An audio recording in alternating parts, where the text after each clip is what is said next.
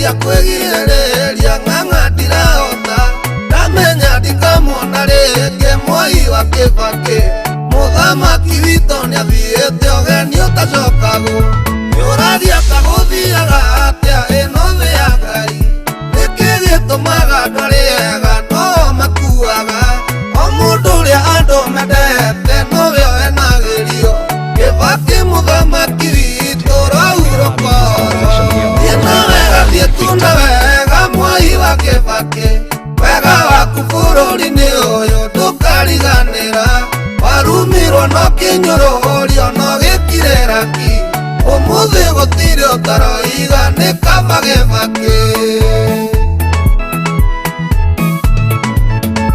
wakorire bũrũri wahana ng'ombe ndiganĩrie yumĩtwo mahutie kaĩnje kana mũgoco rĩrĩa wauririe mũthĩgi Kenya kĩaraũka bũrũri ũtangĩrire irio kĩanjia kũrirĩrio kiugo kiugaga mũthamaki akĩrũmbũiya ũrĩmi nĩahotaga gũteithia andũ othe arĩa thamakagĩra mũrĩmi ũrĩa wainĩtwo guoko nĩkũiyũteragwo ũkĩmũrũmbũiya makũmbĩ ma irio makĩiyũra thiĩ na wega thiĩ tu na wega Mwai wa Kĩbakĩ wega waku bũrũri-inĩ ũyũ ndũkariganĩra warumirwo no kĩnyũrũrio no gĩkire raki ũmũthĩ gũtirĩ ũtaroiga nĩ kaba Kĩbakĩ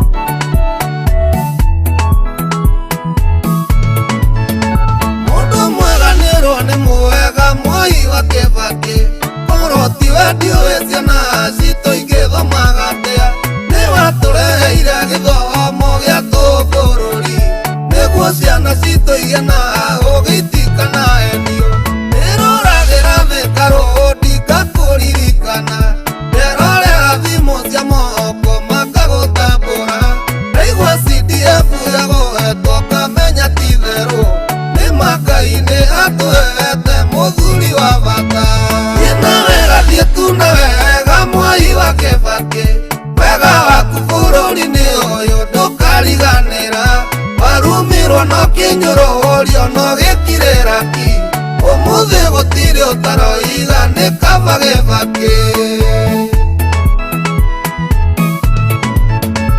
ũrĩa wau ng'ang'a ndingĩriganĩrwo nĩ nduthi nĩituĩkĩte ũteithio mũnene mũno bũrũri-inĩ anake nĩmonire wĩra nĩciandĩkĩte aingĩ ona gũtuĩka mũcigo ũyũ arenda gũcieheria aratwĩra tume nduthi-inĩ twoe hurumbarũ agatwĩra tũrume itonga mũndũ arokage kũ wĩra waku ũtherirĩirie kũhũtwa tũhũ no nĩ ngatho kũrĩ Ũhuru ũndũ ndangĩmũreka thiĩ na wega thiĩ tu na wega Mwai wa Kĩbakĩ wega waku bũrũri-inĩ ũyũ ndũkariganĩra warumirwo no kĩnyũrũrio no gĩkire raki ũmũthĩ gũtirĩ ũtaroiga nĩ kaba Kĩbakĩ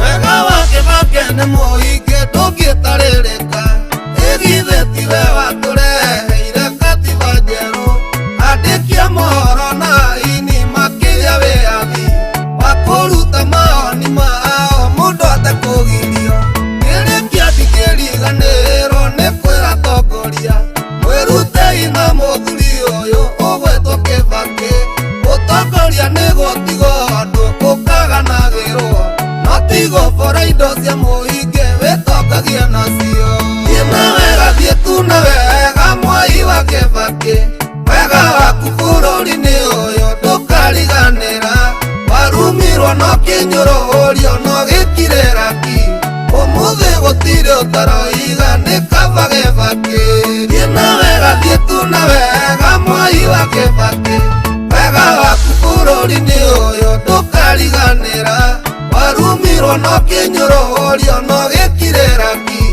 umuthi gutire utaroiga ni kabagebake yani thiena utikariganirwo niwe ona tuo 7 ya gwetu no turi kuririkanaga ni bara iria twatugirio. Mimi Mwai Kibaki naapa kwamba nitatenda kazi zangu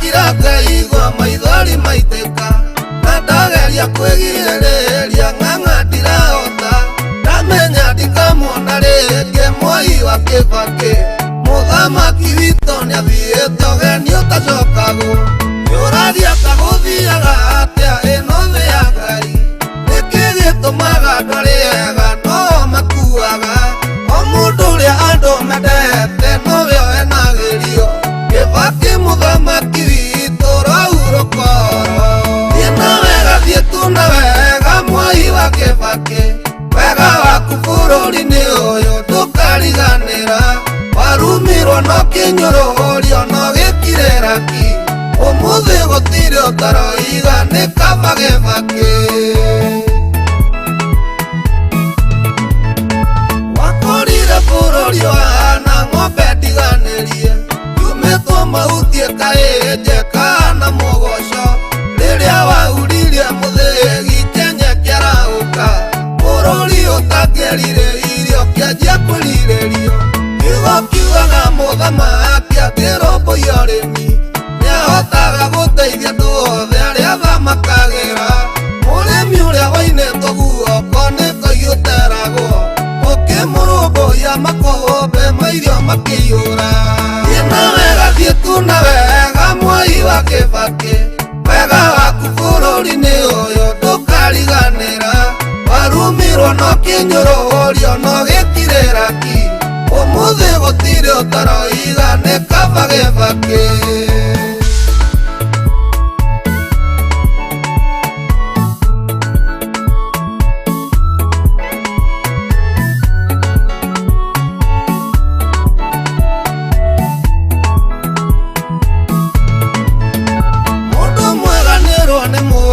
Mwai wa Kibaki koroti wendiũĩ ciana citũ ingĩthomaga atĩa nĩ watũreheire gĩthomo gĩa bũrũri nĩguo ciana citũ igĩe na ũgĩtika na enio nĩroragĩra thĩ karũndi ngakũririkana nderorera thimũ cia moko makagũtambũra ndaigua CDF yagũhetwo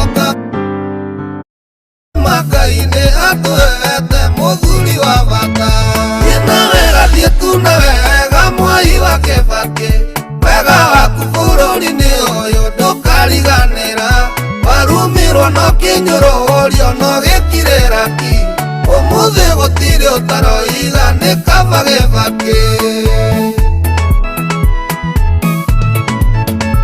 ũrĩ wau ng'ang'a ndingĩriganĩrwo nĩ nduthi nĩituĩkĩte ũteithio mũnene mũno bũrũri-inĩ anake nĩmonire wĩra nĩciandĩkĩte ingĩ ona gũtuĩka mũcigo ũyũ arenda gũcieheria aratwĩra tume nduthi-inĩ tuoe hurumbarũ agatwĩra tũrume itonga mũndũ arokage kũ wĩra waku ũtherirĩirie kũhũtwa tũhũ no nĩ ngatho kũrĩ Uhuru ũndũ ndangĩmũreka na wega Mwai wa Kibaki wega waku bũrũri-inĩ ũyũ ndũkariganĩra warumirwo no kinyururio no gĩkireraki ũmũthĩ gũtirĩ ũtaroiga nĩ kabagebaki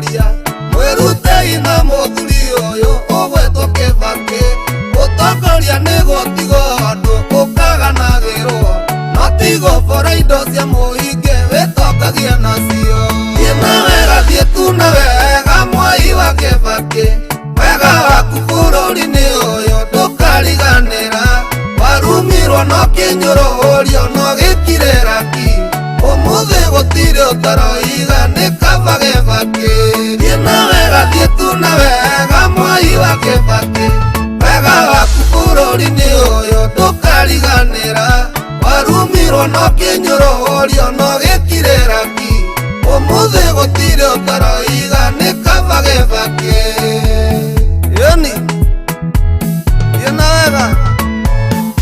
wega utikariganirwo niwe ona tuo 7 ya gwetwo no turi kuririkanaga ni bara iria twatungirio. Mimi Mwai Kibaki naapa kwamba nitatenda kazi zangu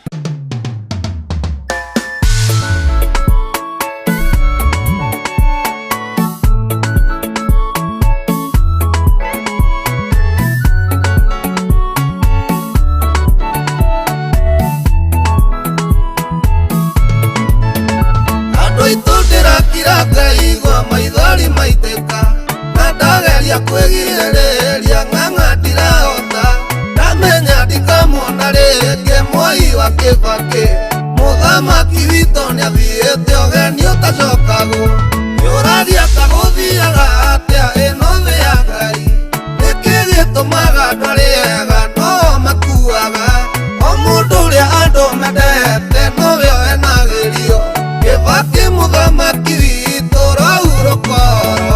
thiena wega thiĩtuna wega Mwai wa Kibaki wega waku bũrũri-inĩ ũyũ ndũkariganĩra warumirwo no kĩnyũrũrio no gĩkireraki ũmũthĩ gũtirĩ ũtaroiga nĩ kaba Kibaki wakũrire bũrũri wahana ng'ombe ndiganĩrie yumĩtwo mahutie kaĩnje kana mũgoco rĩrĩa wauririe mũthĩgi Kenya kĩarahũka bũrũri ũtakĩrire irio kĩanjia kũrirĩrio kiugo kiugaga mũthamaki akĩrũmbũiya ũrĩmi nĩahotaga gũteithia andũ othe arĩa thamakagĩra mũrĩmi ũrĩa wainĩtwo guoko nĩkoigũteragwo ũkĩmũrũmbũiya makũmbĩ ma irio makĩiyũra thiena wega thiĩtuna wega Mwai wa Kibaki wega waku bũrũri-inĩ ũyũ ndũkariganĩra warumirwo no kĩnyũrũrio no gĩkireraki ũmũthĩ gũtirĩ ũtaroiga nĩ kaba Kibaki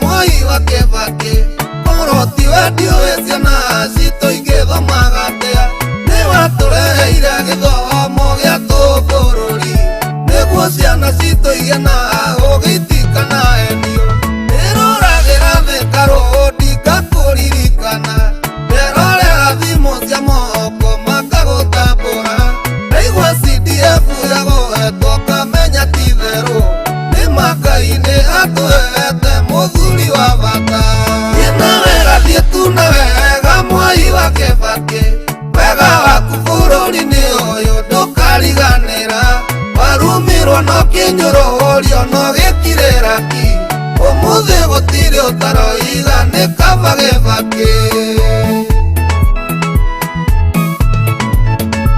ũrĩa waung'ang'a ndingĩriganĩrwo nĩ nduthi nĩituĩkĩte ũteithio mũnene mũno bũrũri-inĩ anake nĩmonire wĩra nĩciandĩkĩte aingĩ ona gũtuĩka mũcigo ũyũ arenda gũcieheria aratwĩra tume nduthi-inĩ tuoye hurumbarũ agatwĩra tũrume itonga mũndũ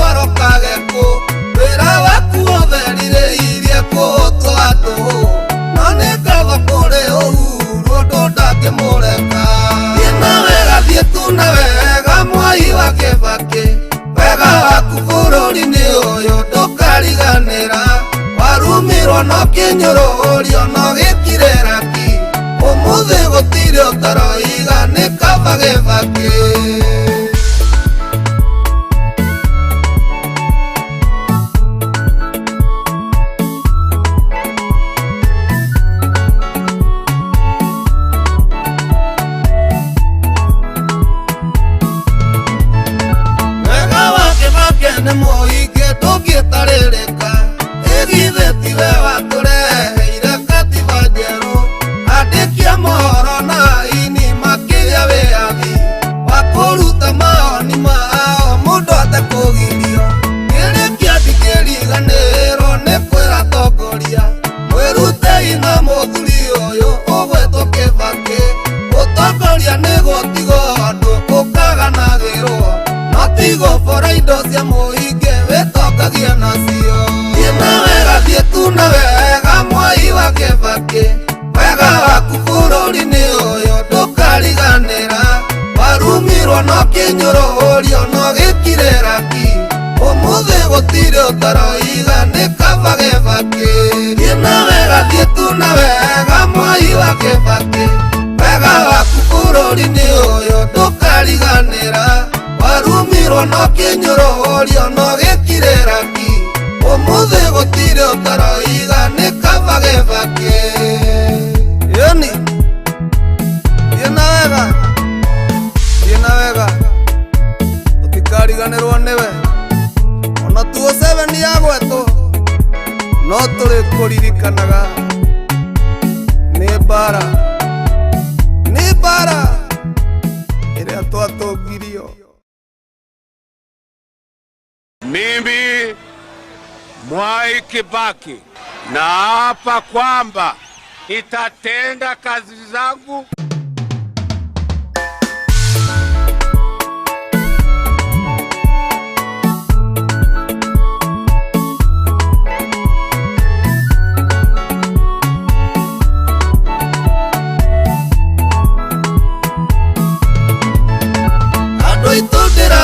Ngaigua maithori maitĩka na ndageria kwĩgirĩrĩria ng'ang'a ndirahota. Ndamenya ndikamuona rĩngĩ Mwai wa Kibaki, mũthamaki witũ nĩathiĩte ũgeni ũtacokagwo. Nĩũragia ta gũthiaga atĩa ĩno thĩ ya Ngai, nĩkĩ gĩtũmaga andũ arĩa ega no makuaga.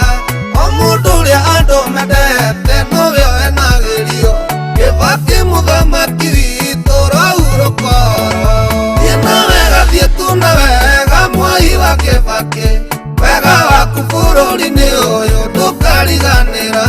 Warumirwo no kĩnyũrũrio no gĩkire raki, ũmũthĩ gũtirĩ ũtaroiga nĩ kaba Kibaki. Wakorire bũrũri ũhana ng'ombe ndiganĩrie, tumĩtwo mahutie kuririe mũthĩgi Kenya kĩarahũka. Bũrũri ũtangĩarire irio kĩanjia kwĩrirĩrio, kiugo kiugaga mũthamaki angĩrũmbũiya ũrĩmi nĩahotaga gũteithia andũ othe arĩa thamakagĩra.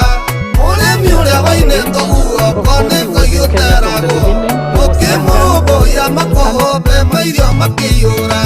Thiĩ na wega, thiĩ tu na wega Mwai wa Kibaki, wega waku bũrũri-inĩ ũyũ ndũkariganĩra.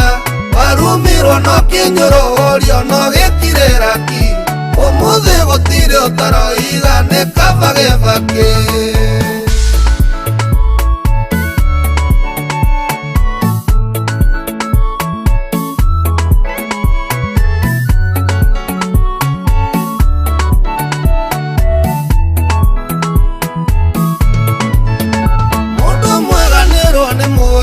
Mwai wa Kibaki, korwo tiwe ndiũĩ ciana citũ ingĩthomaga atĩa. Nĩ watũreheire gĩthomo gĩa tũbũrũri, nĩguo ciana citũ igĩe na ũgiti kana henio. Ndĩroragĩra Thika Road ngakũririkana, nderorera thimũ cia moko makagũtambũra.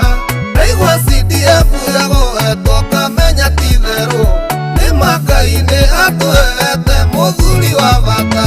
Thiĩ na wega, thiĩ tu na wega Mwai wa Kibaki, wega waku bũrũri-inĩ ũyũ ndũkariganĩra. Warumirwo no kĩnyũrũrio no gĩkire raki, ũmũthĩ gũtirĩ ũtaroiga nĩ kaba Kibaki. Ũrĩ wau ng'ang'a ndingĩriganĩrwo nĩ nduthi, nĩituĩkĩte ũteithio mũnene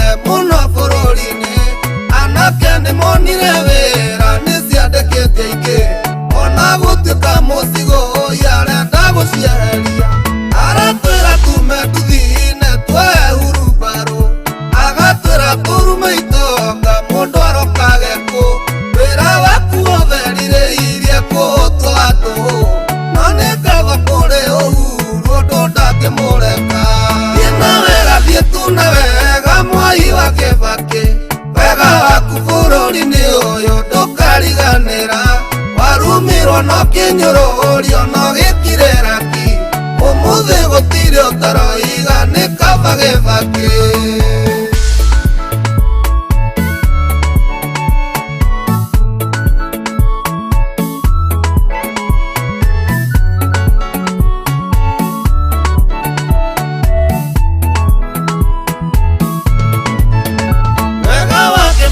Nĩ mũingĩ ndũngĩtarĩrĩka ĩgithe tiwe watũrehe andĩki a mohoro na aini makĩria wĩyathi wa kũruta mawoni mao mũndũ atekũgirio kĩrĩkia ndikĩriganĩrwo nĩ kwĩra atongoria mwĩrutei na mũthuri ũyũ ũgwĩtwo Kĩbakĩ ũtongoria nĩ gũtigwo andũ ũkaganagĩrwo no tigo bora indo cia mũingĩ wĩtongagia nacio. Thiĩ na wega thiĩ tu na wega Mwai wa Kĩbakĩ wega waku bũrũri-inĩ ũyũ ndũkariganĩra warumirwo no kĩnyũrũrio no gĩkire raki ũmũthĩ gũtirĩ ũtaroiga nĩ kaba Kĩbakĩ. Thiĩ na wega thiĩ tu na wega Mwai wa Kĩbakĩ wega waku bũrũri-inĩ ũyũ ndũkariganĩra warumirwo no kĩnyũrũrio no gĩkire raki ũmũthĩ gũtirĩ ũtaroiga nĩ kaba Kĩbakĩ. Yoni thiĩ na wega tũtikariganĩrwo nĩwe ona tuo 7 yagwetwo no tũrĩ kũririkanaga nĩ mbara ĩrĩa twatũngirio. Mimi Mwai Kibaki naapa kwamba nitatenda kazi zangu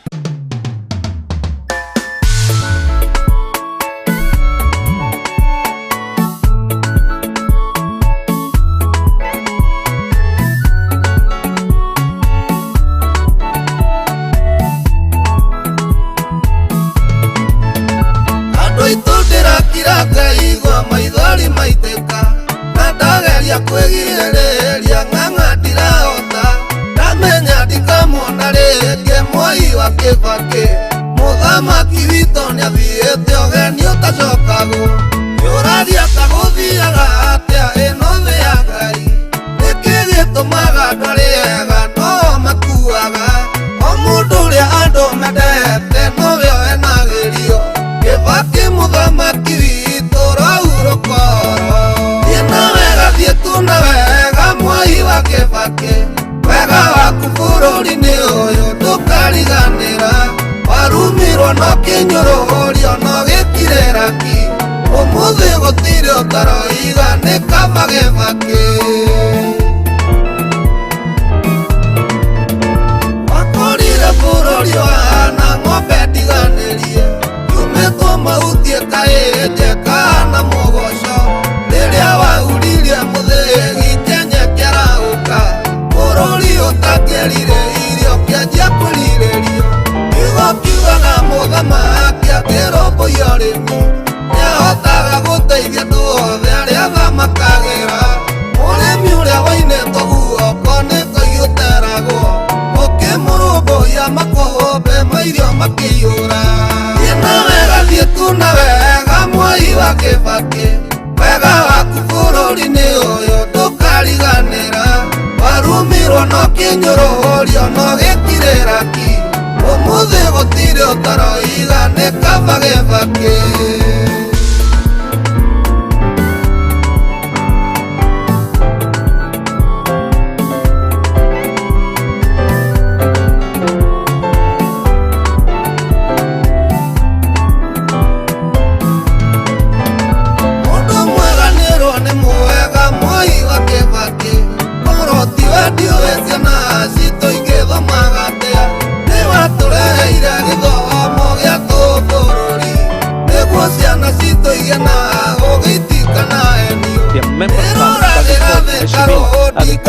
They are out here to promote as that man and have come in the numbers. And progress monitor for you the conference. You will notice that the numbers of people who have come out again in the numbers from the booth.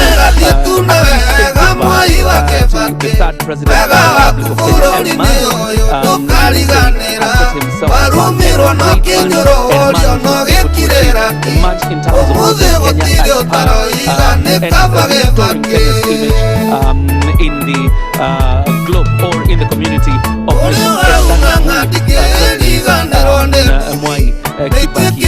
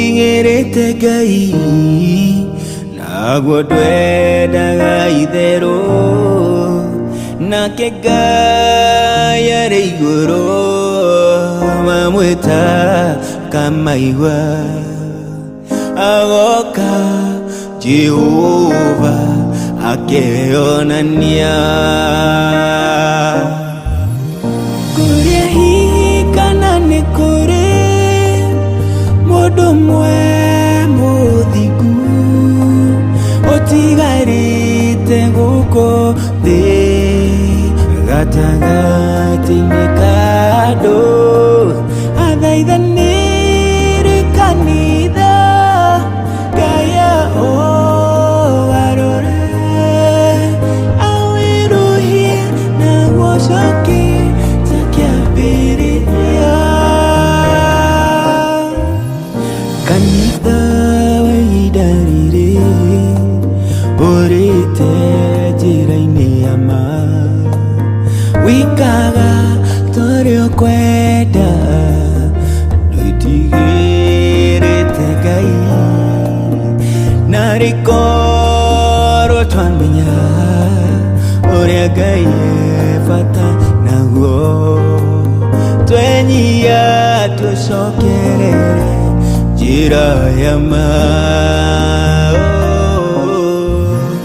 kũrĩa hihi kana nĩ kũrĩ mũndũ ũmwe mũthingu ũtigarĩte gũkũ thĩ gatagatĩ-inĩ ka andũ athaithanĩre kanitha Ngai ũgarũre His mind was very clear. We were not there in the ministry to fight the former president. Yes, the former president infrastructure, most of them had failed, and they were white elephants, as people used to say. But he made it clear to us that we are not there to talk about failed projects.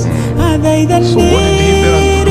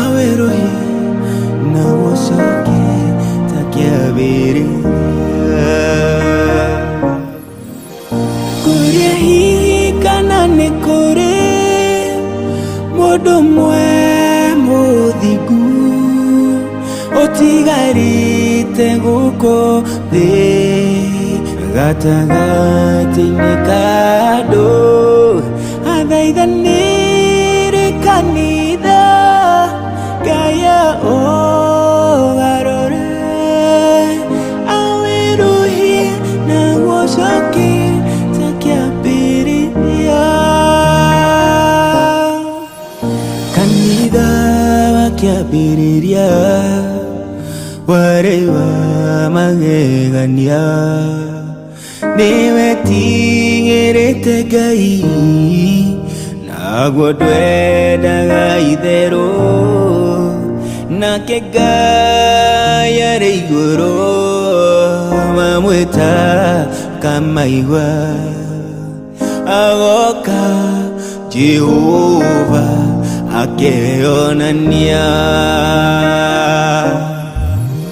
kũrĩa hihi kana nĩ kũrĩ mũndũ ũmwe mũthingu ũtigarĩte gũkũ thĩ gatagatĩ-inĩ ka andũ athaithanĩre kanitha Ngai ũgarũre awĩruhie na gũcokie ta kĩambĩrĩria kanitha wa ihinda rĩrĩ ũrĩte njĩra-inĩ ya ma wikaga torĩa ũkwenda ndwĩtigĩrĩte Ngai na rĩkorwo twamenya ũrĩa Ngai bata naguo twenyia tucokerere njira ya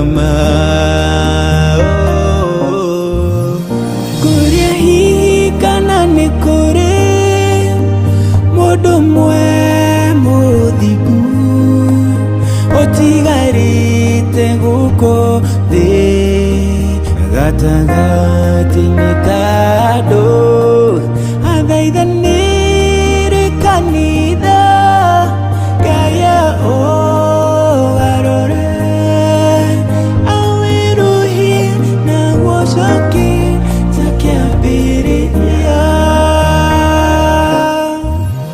kuria hihi kana nĩ kũrĩ mũndũ mwe mũthingu ũtigarĩte gũkũ thĩ gatagatĩ-inĩ ka andũ athaithanĩre kanitha Ngai ũgarũre awĩruhie na gũcokie ta kĩambĩrĩria. Became a thing of the past.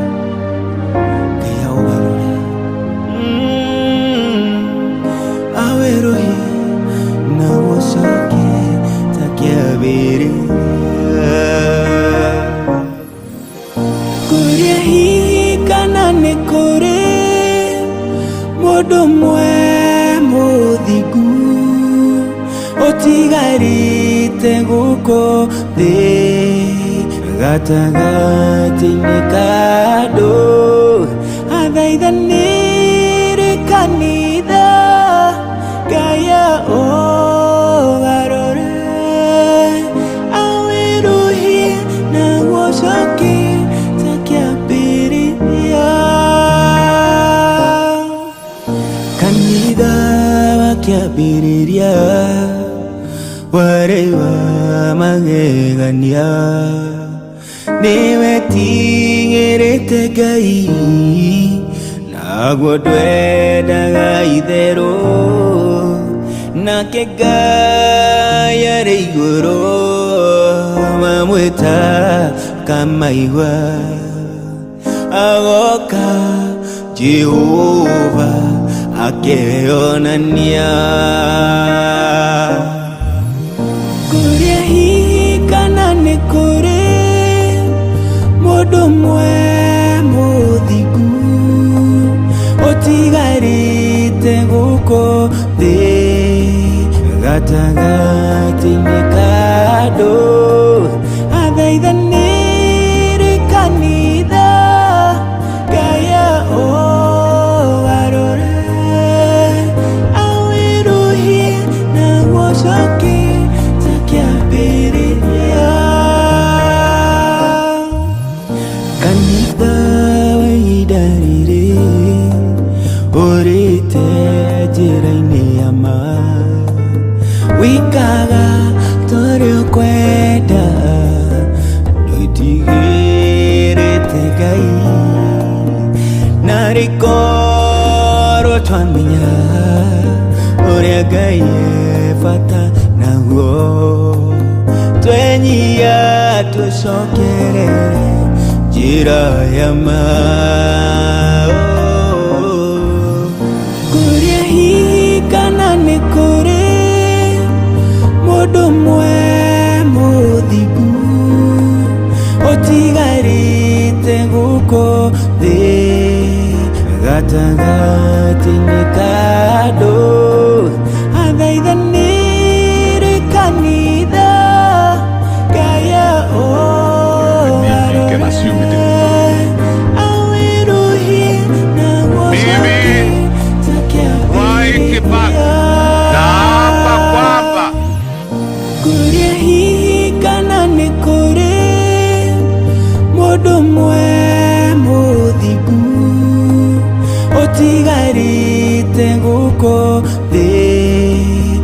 gatagatĩ-inĩ ka andũ athaithanĩre kanitha Ngai ũgarũre awĩruhie na gũcokia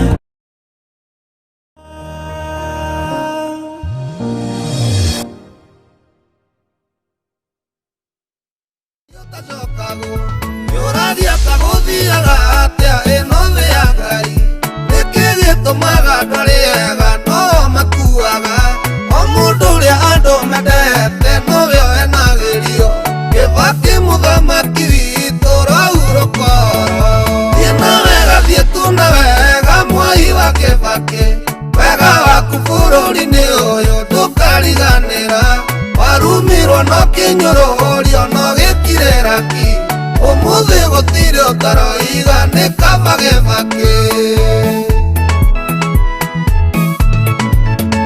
wakorire bũrũri wana So when Moi became the vice president,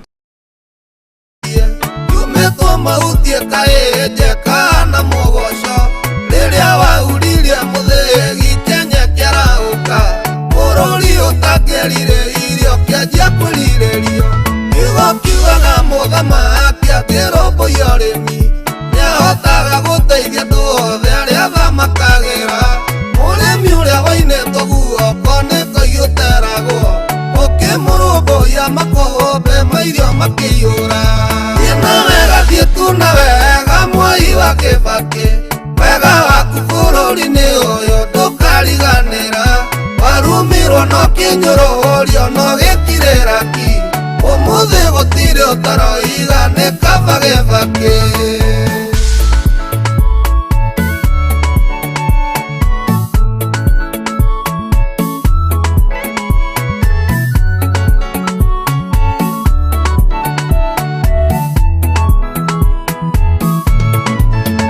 mũndũ mweganĩrwo nĩ mwega Mwai wa Kĩbakĩ korwo tiwe ndiũĩ ciana citũ igĩthomaga atĩa nĩ watũreheire gĩthomo gĩa tũbũrũri nĩguo ciana citũ igĩe na ũgĩtika na enio nĩroragĩra thĩ karũndi ngakũririkana nderorera thimũ cia moko makagũtambũra ndaigua CDF yagũhetwo ngamenya ti therũ nĩ Ngai nĩ atũhete mũthuri wa bata thiĩ na wega thiĩ tu na wega Mwai wa Kĩbakĩ wega waku bũrũri-inĩ ũyũ ndũkariganĩra warumirwo no kĩnyũrũrio no gĩkire raki ũmũthĩ gũtirĩ ũtaroiga nĩ kaba Kĩbakĩ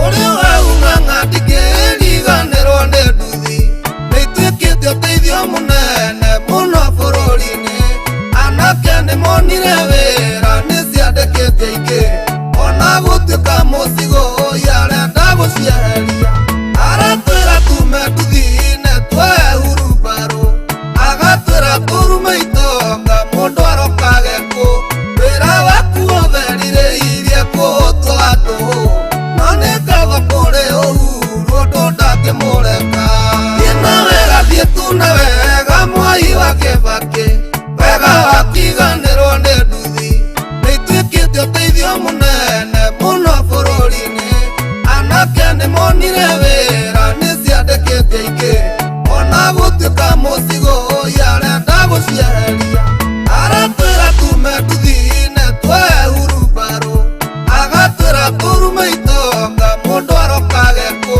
wĩra waku ũtherirĩirie kũhũtwo andũ no nĩ ngatho kũrĩ Uhuru ũndũ ndangĩmũreka thiĩ na wega thiĩ tu na wega Mwai wa Kĩbakĩ wega waku bũrũri-inĩ ũyũ ndũkariganĩra warumirwo no kĩnyũrũrio no gĩkire raki ũmũthĩ gũtirĩ ũtaroiga nĩ kaba Kĩbakĩ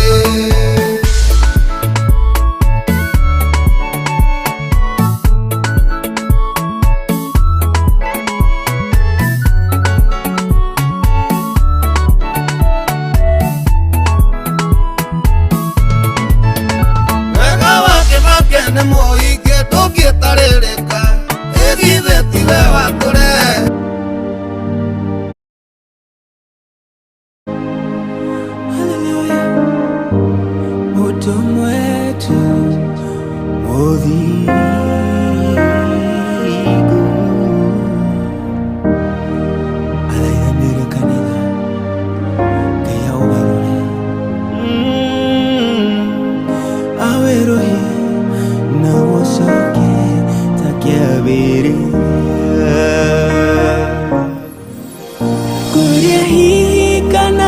kuri mundu mwe muthingu utigarite guko thi gatagati-inĩ ka andũ athaithanĩre kanitha Ngaya ũgarũre awĩruhie na gũcokia ta kĩambĩrĩria kanitha.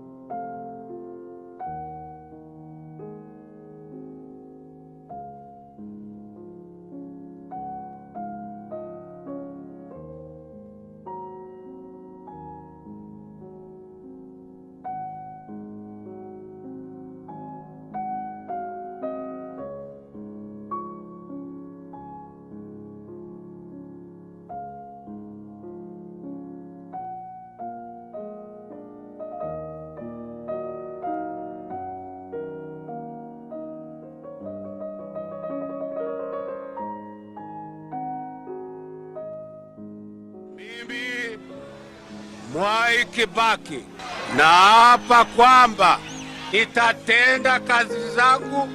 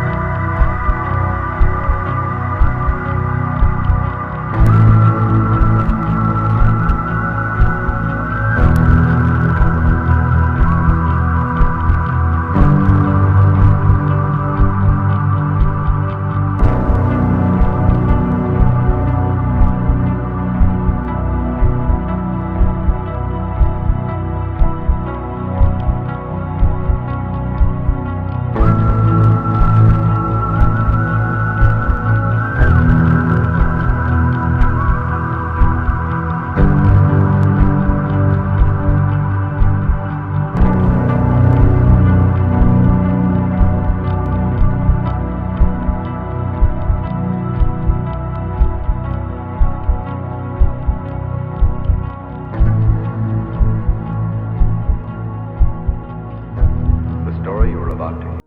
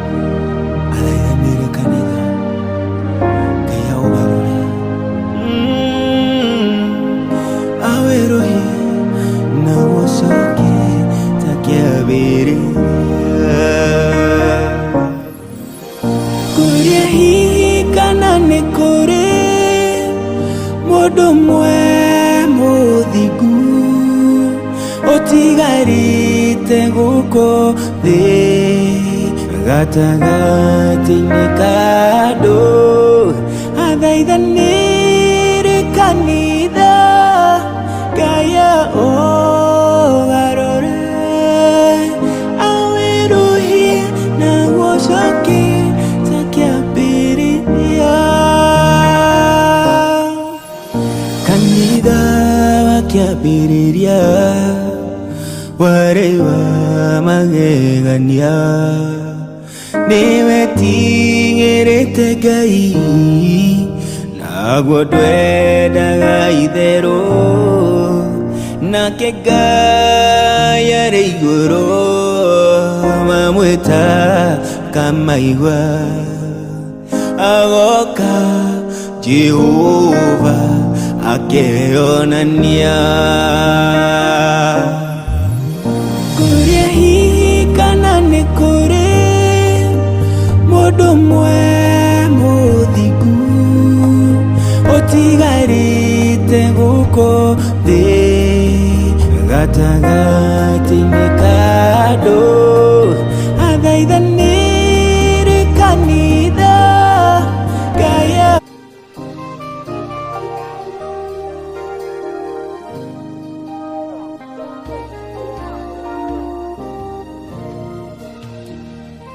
mikate 5 samaki 2 hesabu ngumu kwa wanafunzi wake Bwana Yesu iliwalemea. Bwana Yesu alirahisisha akawalisha. Nguvu za muujiza zinafanya kazi, Bwana waweza.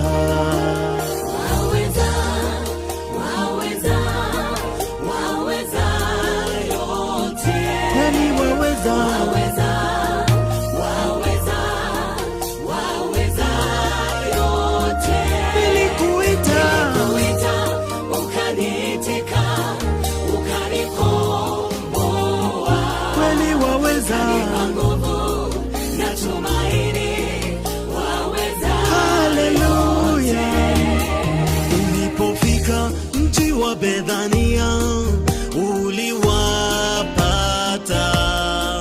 wamomboleza ndugu Lazaro eti amekufa. Ulimuita kutoka kaburini ukamfufua. Wewe ni Mungu juu ya mauti, kweli waweza.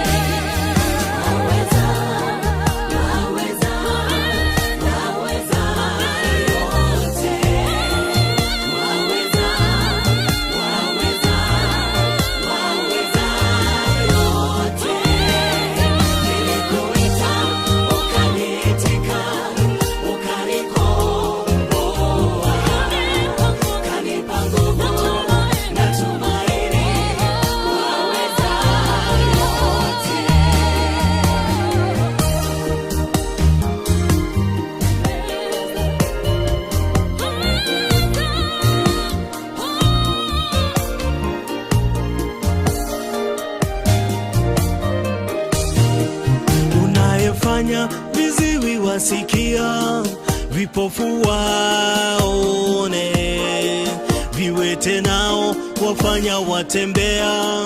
Mungu wa muujiza, twakuinua tunakuabudu. Mungu wa muujiza, tembea kati yetu, tunakugojea ufanye muujiza.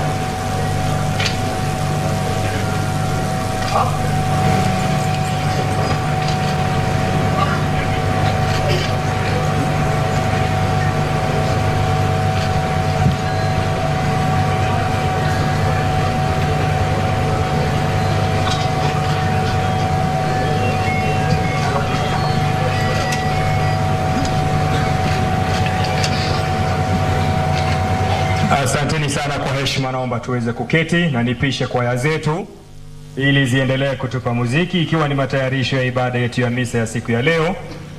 Nikiwakaribisha wote ambao wametoka pembe mbalimbali za Jamhuri yetu ya Kenya, wote ambao tuko nao hapa na wale wanaoungana nasi kupitia mitandao mbalimbali ya kijamii. Kwaya, tuendelee tafadhali.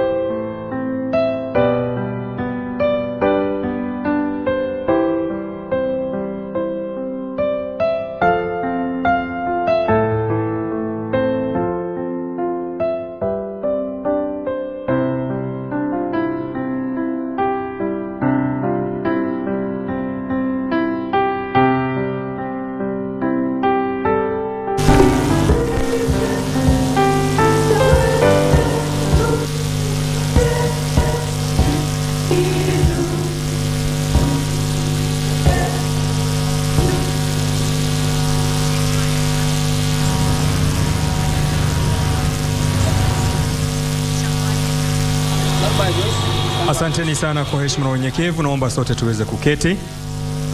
Nikirejesha kwa kwaya yetu ya Ikulu, the State House Choir, watatupa wimbo Kama Maua ambao niliukata ukiwa katikati. State House Choir, Kama Maua.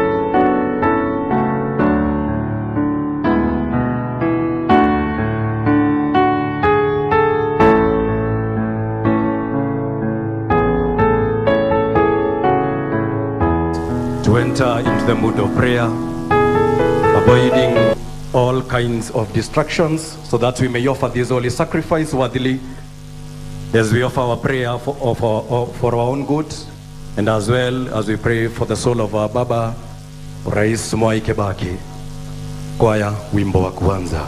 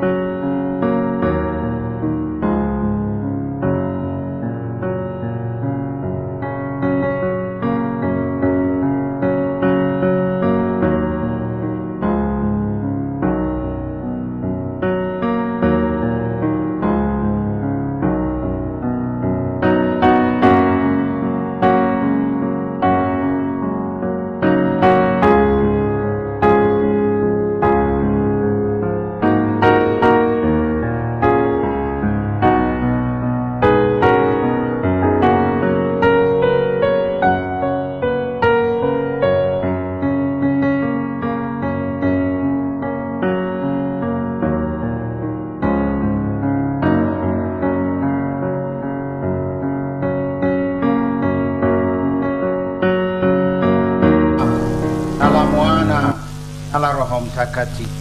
Amina. Neema ya Bwana wetu Yesu Kristo na upendo wa Mungu Baba na ushirika wa Roho Mtakatifu viwe nanyi nyote. Ndugu na dada wapendwa, Mheshimiwa Rais wetu, First Lady, Deputy President, Right Honorable Raila, wageni wote waliofika hapa, viongozi wote, ndugu na dada Mkenya, tunaomboleza baba yetu Rais Mwai Kibaki. Tunawaalika leo katika sherehe ya kumpa burudani, ya kumwombea, kumpa heshima tosha kwa njia ya maombi yetu. Tumo hapa wengi viongozi wa madhehebu na dini mbalimbali waliomo kulia kwangu kwa altari. Wamo wengi kati ya umati uliomo katika chumba hiki. Tuomba basi tuunganike nyoyoni, tuinue roho zetu kwa kumwombea huyu baba na kumpa heshima yake kama inavyostahili. Tutafanya hivyo kwa kutoa ibada ya misa kwa njia ya maombi ya marehemu, Requiem Mass. We therefore welcome you all to today's liturgy and prayer. It is not only what we will do here according to the wish of our beloved founder, father of this region of Othaya in many ways, but also a great statesman and father to the nation. We will do so each one according to our own faith, but we'll do so all of us with faith. Today, this is an encounter of faith.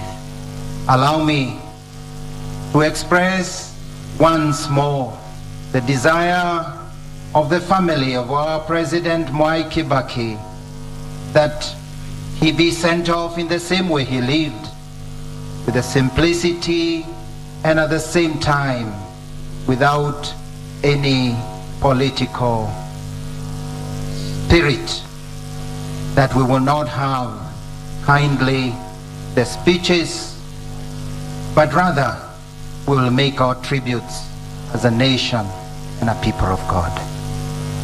My brother, my sister, all of us here, let us hold our hearts, hold our dear beloved president in our prayers, show our great respect for him, and give respect to our dear nation.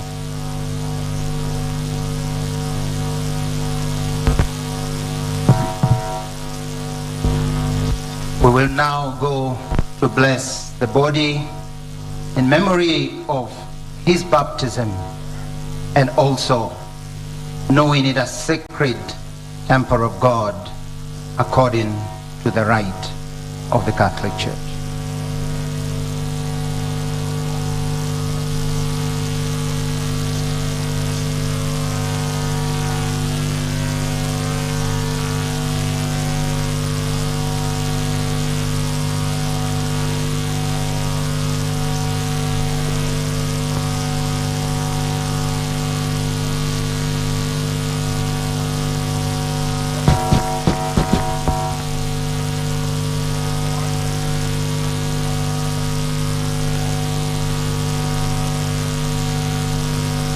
Lord, have mercy.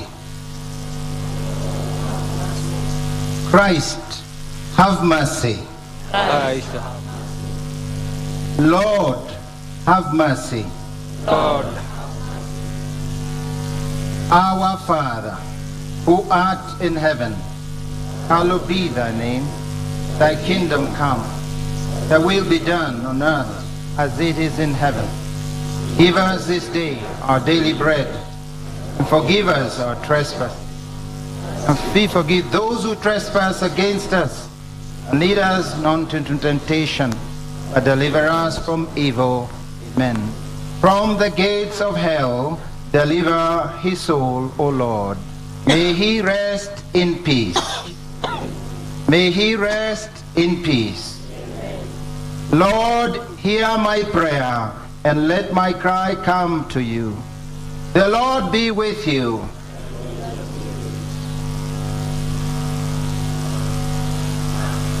In the waters of baptism, our dear President Emilio Mwai Kibaki died with Christ and rose with him to new life. May he now share with him eternal glory.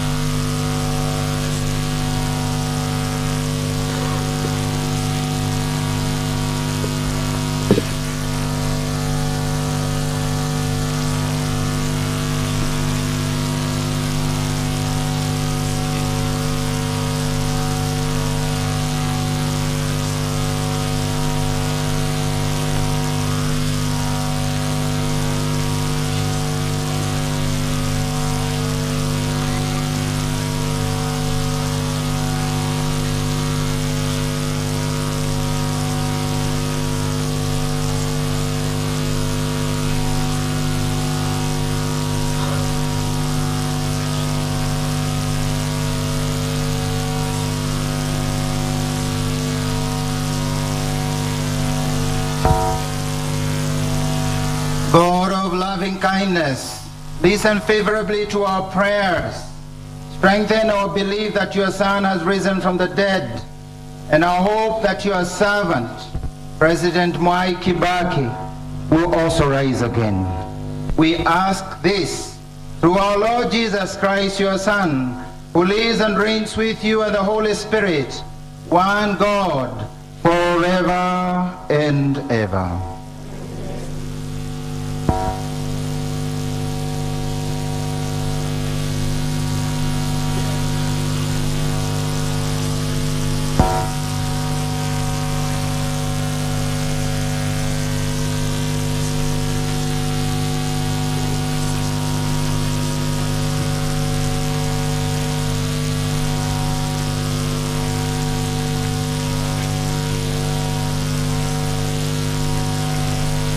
Tuombe.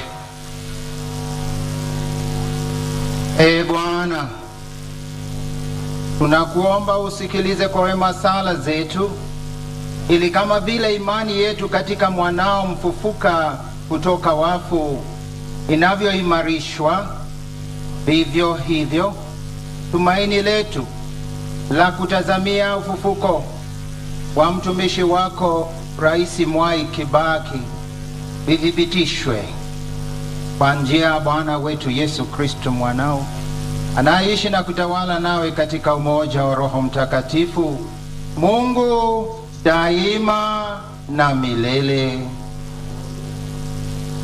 Tafadhali tuketi.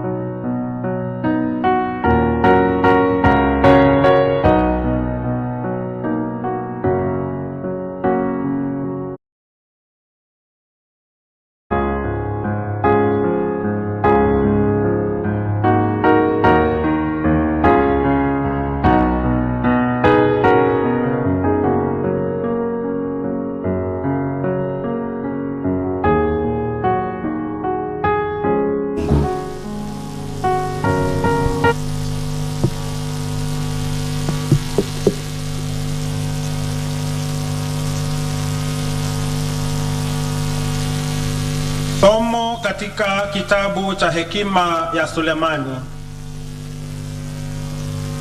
Roho za wenye haki zi mkononi mwa Mungu, wala mateso yoyote hayatawagusa. Machoni pa wapumbavu walionekana kama wamekufa, na kutoka kwao kulihesabiwa kuwa msiba, na kuondoka kwao toka kwetu kama dhahabu katika tanuri, lakini wao na kama sadaka ya amani. Na hata kama kwa mtazamo wa watu wanaonekana kuadhibiwa, tumaini lao limejaa kutokufa. Kwa kuadhibiwa kidogo, watafanyiwa mema makubwa. Kwani Mungu aliwajaribu akawakuta kwamba wanamstahili yeye. Aliwatathmini kama dhahabu katika tanuri, na kama sadaka ya kuteketezwa aliwapokea. Na wakati wa kujiliwa kwao watang'aa, na wataruka huku na huko kama cheche kwenye nyasi. Watawahukumu mataifa na kuwatawala watu, naye Bwana atakuwa mfalme wao hata milele. Wenye kumtumaini Mungu watafahamu ukweli, nao waaminio katika upendo watakaa naye. Kwani neema na rehema ni kwa watakatifu wake.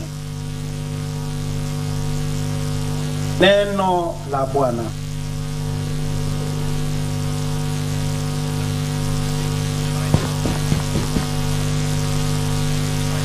Zaburi ya kuitikio. Itikio. Bwana ndiye mchungaji wangu, sitapungukiwa na kitu.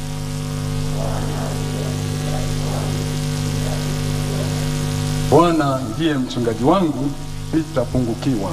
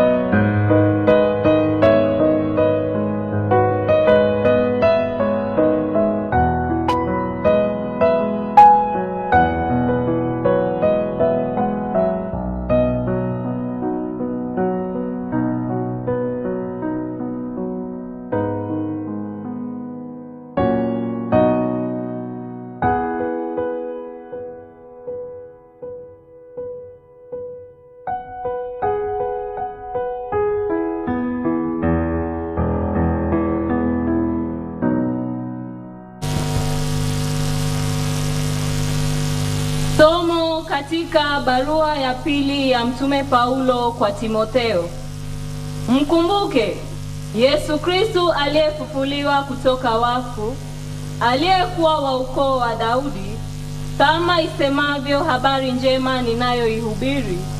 Kwa sababu ya kuihubiri habari njema, mimi nateseka na nimefungwa minyororo kama mhalifu. Lakini neno la Mungu haliwezi kufungwa minyororo. Na hivyo navumilia kila kitu kwa ajili ya wateule wa Mungu, ili wao pia wapate ukombozi upatikanao kwa njia ya Yesu Kristo, na ambao huleta utukufu wa milele. Usemi huu ni kweli: ikiwa tulikufa pamoja naye, tutaishi pamoja naye. Tukiendelea kuvumilia, tutatawala pia pamoja naye. Tukimkana, naye pia atatukana. Tukikosa kuwa waaminifu, yeye hubaki mwaminifu daima, maana yeye hawezi kujikana mwenyewe. Neno la Bwana. Naomba tuweze kusimama kwa somo la Injili.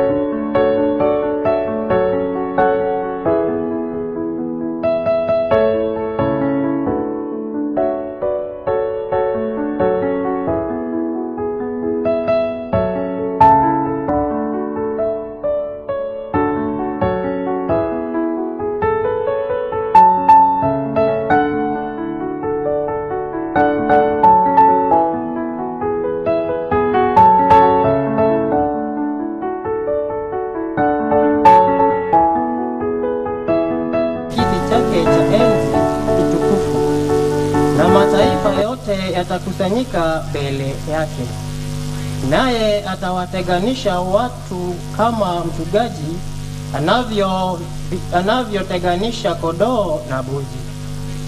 Atawaweka kondoo upande wake wa kulia na mbuzi upande wake wa kushoto.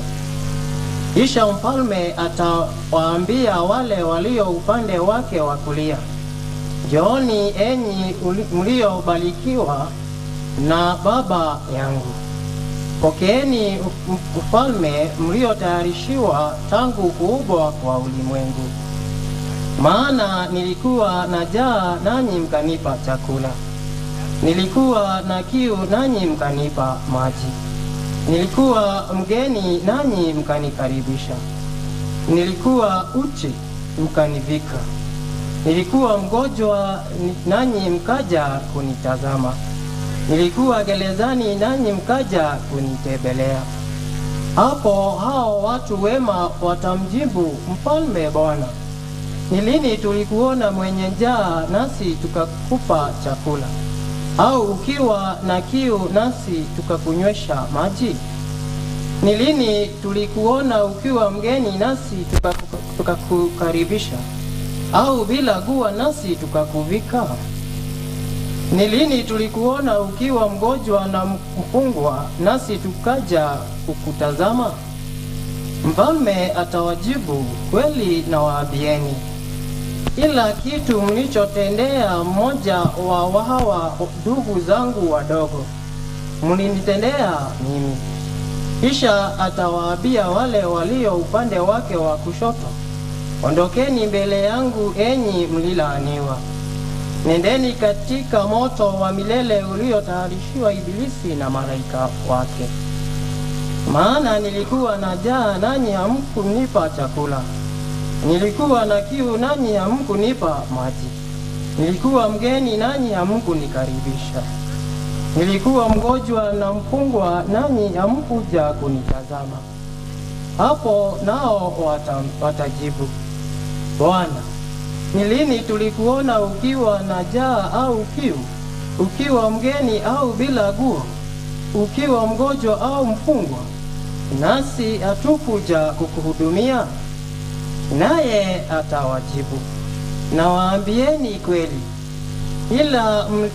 ila mlipokataa kutendea mambo haya mwapo wa hawa wandogo, mkataa kunitendea mimi. Basi hawa watakwenda kwenye adhabu ya milele, lakini wale waadilifu watakwenda kwenye uzima wa milele. Injili ya Bwana.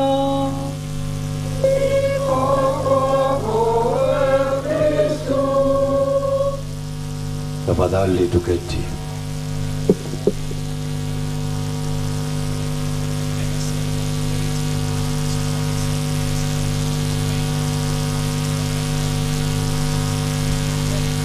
Sasa basi, baada ya kulisikiliza neno lake Mwenyezi Mungu, sasa tutasikiliza mawaidha kutoka kwa homilia yake Baba Askofu.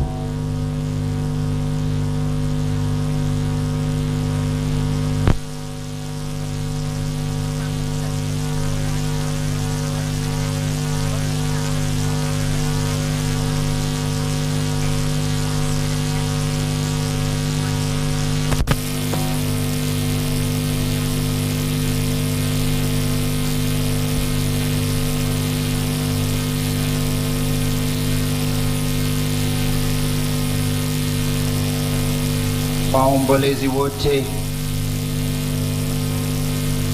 ikiwemo viongozi wetu, ongozwa rais wetu mpendwa,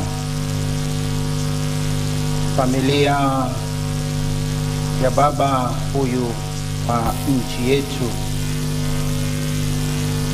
Mwai Kibaki, Wakenya wenzangu wote, watu ambao tunamwamini na tunakiri imani kwa Mungu Mwenyezi. Tumesikiza maneno kutoka kwa masomo yetu ya leo. Neno la Bwana linaelekezwa kwetu ili kama vile tunasoma katika kitabu cha Waebrania, ni kama upanga wa upande miwili, na neno hilo linaingia hadi nyoyoni zetu, hadi pale mifupa inashikana. Neno la Bwana linaelekezwa kwetu hata nyakati hizi. Tunaomboleza kiongozi shujaa, ili sisi tuliowachwa hai tuweze kugeuzwa mwenendo na tuweze kuwa wastahilifu kuitwa wana wa Mungu, na kama nchi tuweze kuitwa wana wa nchi wazalendo. Katika Injili ya Mtakatifu Mathayo, Bwana anakuja akiwahukumu, akituhukumu sisi sote, na akiangalia maisha yetu na thermometa yake, kipimo chake cha kazi yote tuliyofanya na maisha yote, kila jambo ambalo anaweka katika latiri ni hili: nalikuwa na njaa, kanipa chakula; nalikuwa na kiu, kanipa maji kunywa; nalikuwa korokoroni, ukanitembelea; nalikuwa uchi, ukanivika nguo; nalikuwa hala pa kulala. Ni lini Bwana tulipofanya haya yote? Ulipofanya haya kwa mojawapo wa wale wadogo kabisa, ulinifanya mimi. Latili ni hilo, sio masomo yangu haitawekwa kwa latili, sio sifa yangu hiyo haitawekwa kwa latili, sio maneno makubwa ambao nimezoea kuzungumza, hayo hayatapata njia kwa latili, sio yale ambayo ninajisifia mimi mwenyewe: afya, mwili, nguvu, kadhalika, hata uongozi. Ni kwamba katika jukumu uliopewa na Mungu, mfanyikazi, kiongozi, padre, askofu, mtumishi katika umma, askari na yoyote yule, kama uliweka hili jambo: nilikuwa na njaa, mmojawapo wa wale wadogo. Napomwomboleza rais wetu na baba na babu ambaye leo tumsindikiza, tunapata fursa ya kujiuliza kwamba mimi katika jukumu nilio naye, kazi nilio naye, nimeweka haya maanani? Latiri yangu sasa yanguka pande gani? Nafikiri ni vyema nyakati zingine kukaribia kifo. Kifo ni fumbo. Death is a mystery. We never quite understand it, and we always see it very distant from us, as if it can't happen. That's why I think it's good I say it, because I have a little bit of experience, to be a little close to death, because it brings order to your priorities and makes you find out what falls in that scale, whether you are even minimally worthy of being told, welcome into the home of our Father. And that is what today we listen to the readings, and we are called as a nation, each of us individually, by God, because He gave you a mission and gave me a mission, gave me something to fulfill in life, and that is what I'll be measured on, and that will be my soul. How heavy is my soul? For good. How white, how beautiful, how sparkling, how precious is my soul. My body may look good, I may even look strong, but warn me if my soul be empty shell.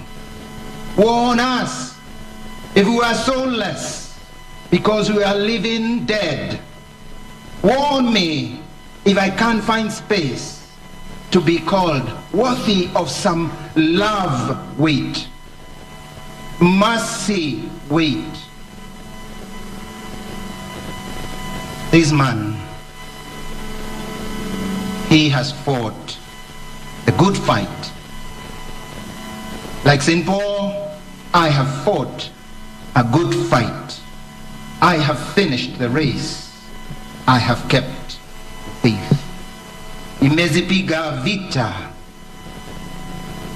vilivyo vizuri, mwendo nimeumaliza, imani nimelinda. Nimevipiga vita, sio moja, sio mbili, na kwa Kiingereza the fight, not a fight.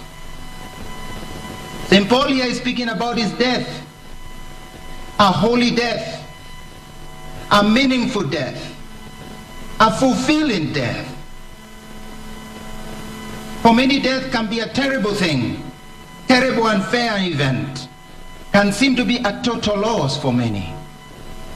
Kuna wale wanazoea tamaa za ulimwengu, raha za ulimwengu, na kwa hivyo wanaogopa kifo, kwani kifo kwao ni mwisho.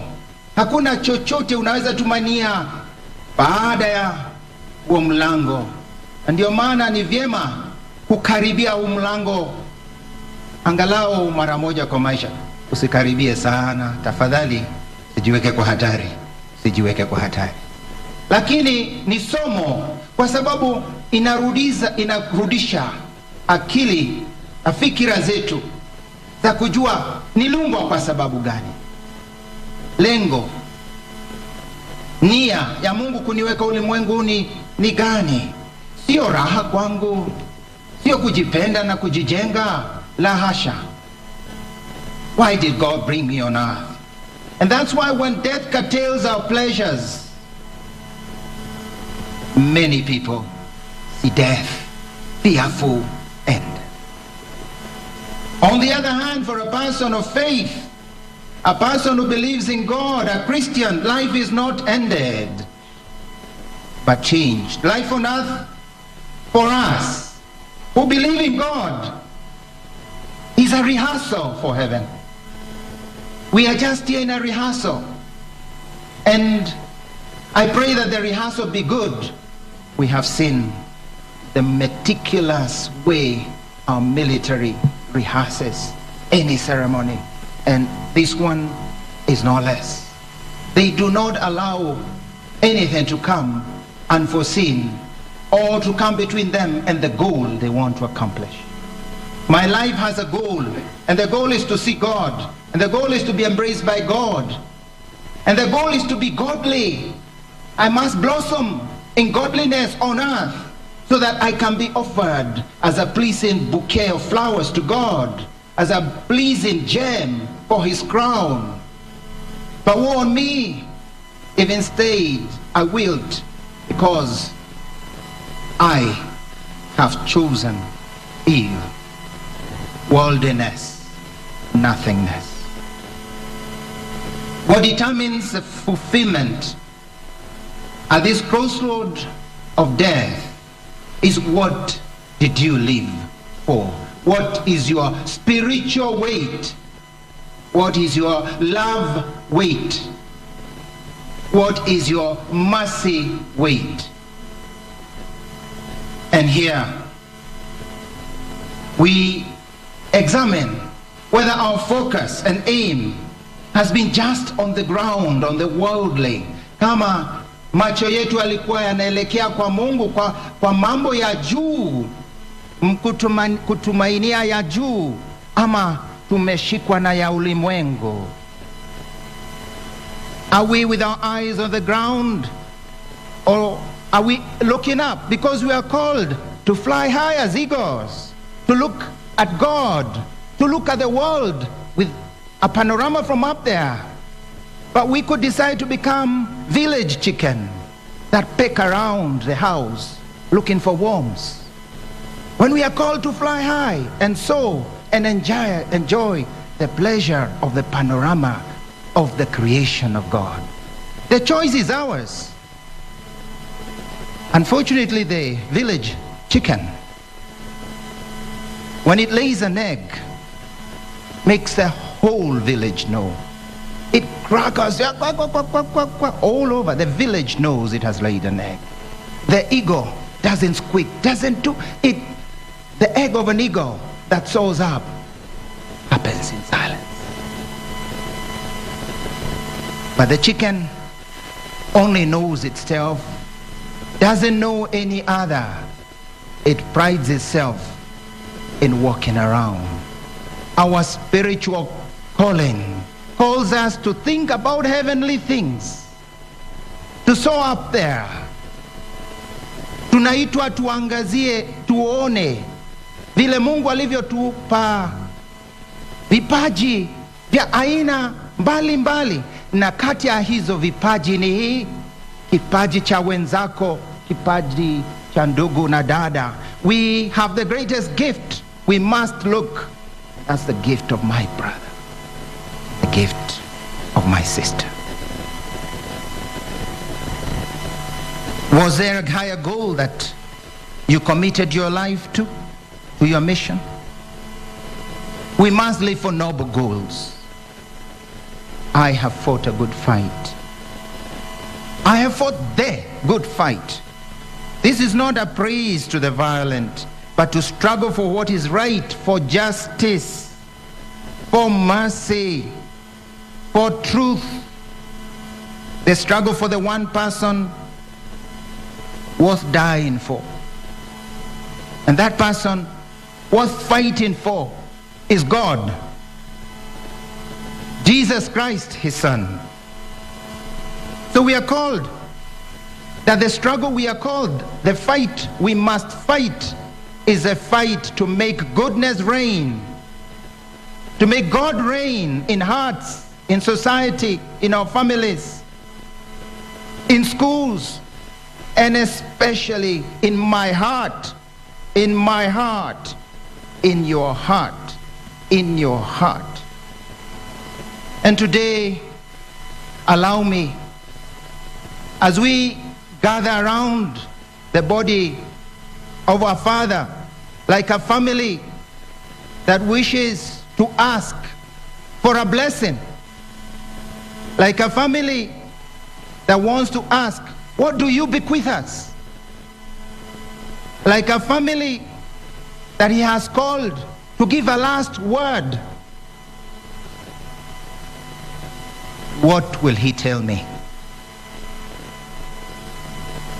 What will you tell me?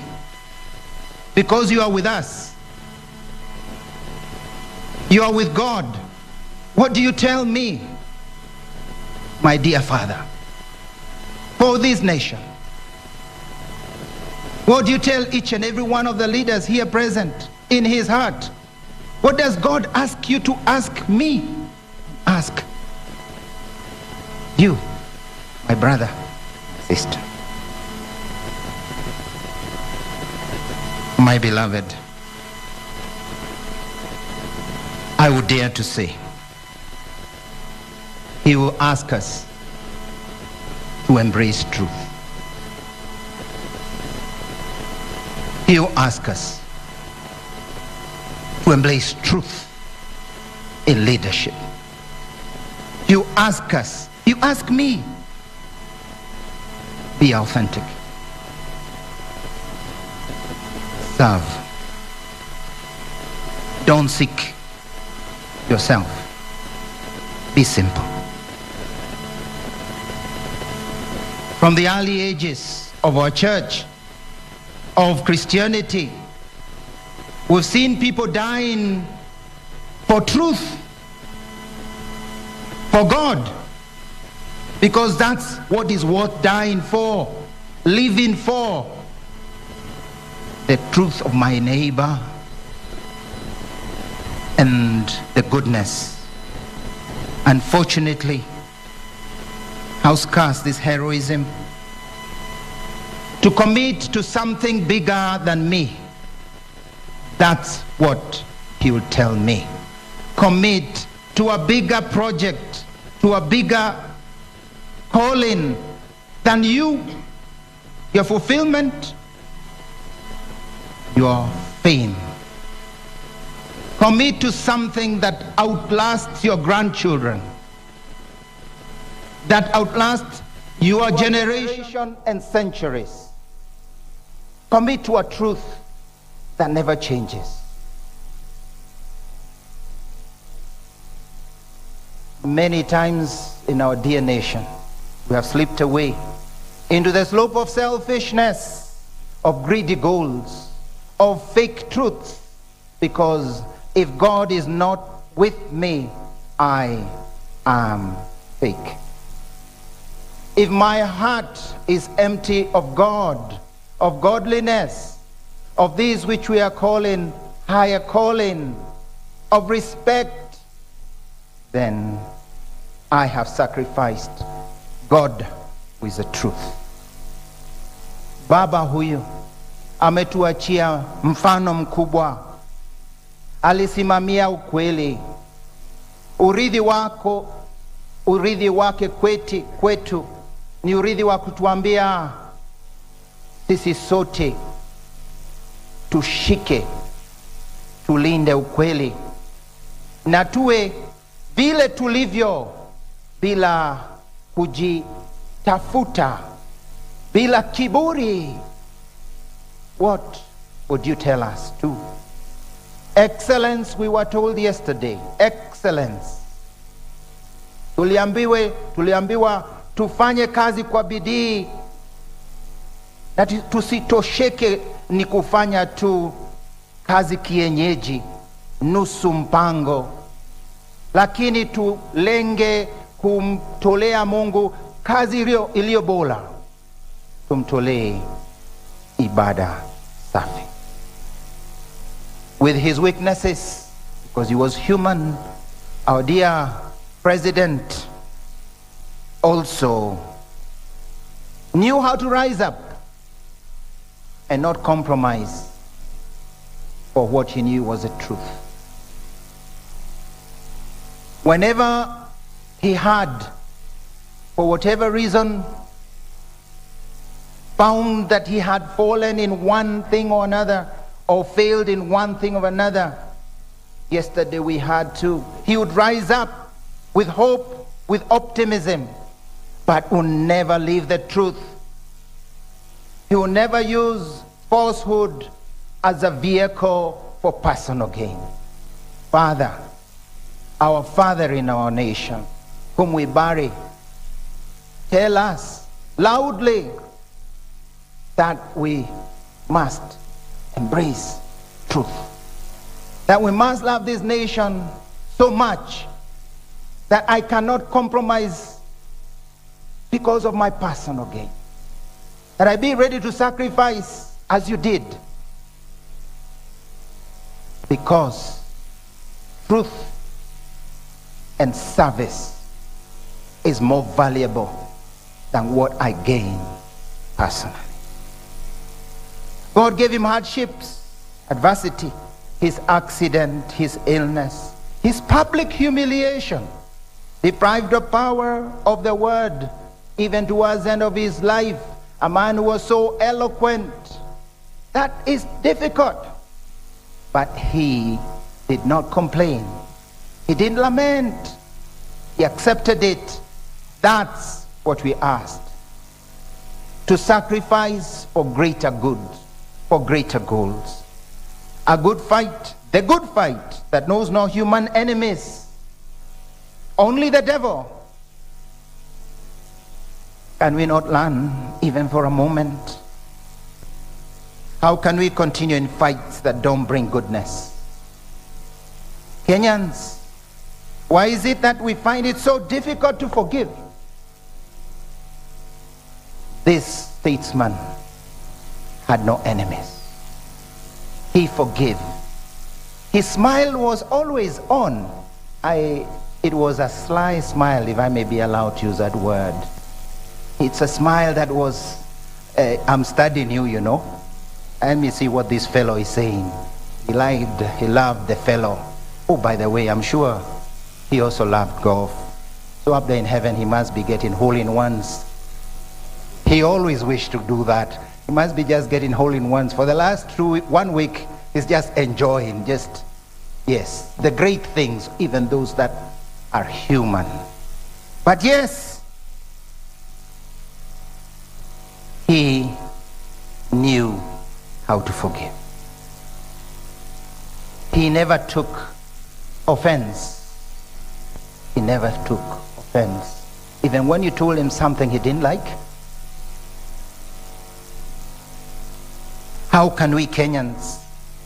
Why is it that we are so easily cheated, lied to, hijacked, to hatred of our own brother and sister? Today, what will he tell us? Love the other Kenyan. Love your brother. Love your sister. The only legacy, the true honor and respect will give our dear father is that, yes, I can say I will struggle. It might not be easy, but I will struggle to reach out to my brother and not allow hatred to reign. I must work towards becoming a dispenser of God's mercy from the least to the highest. When you did it to the least of my own, you did it to me. Kenyan leaders, why is it that none of you, few of you, have the courage to say, I'm sorry? Why is it that I can assure you, I can confess in public, it's not easy for me to say I'm sorry.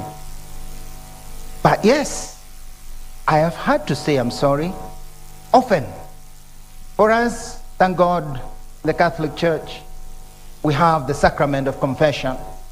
And you know, when I go to say I'm sorry, I kneel.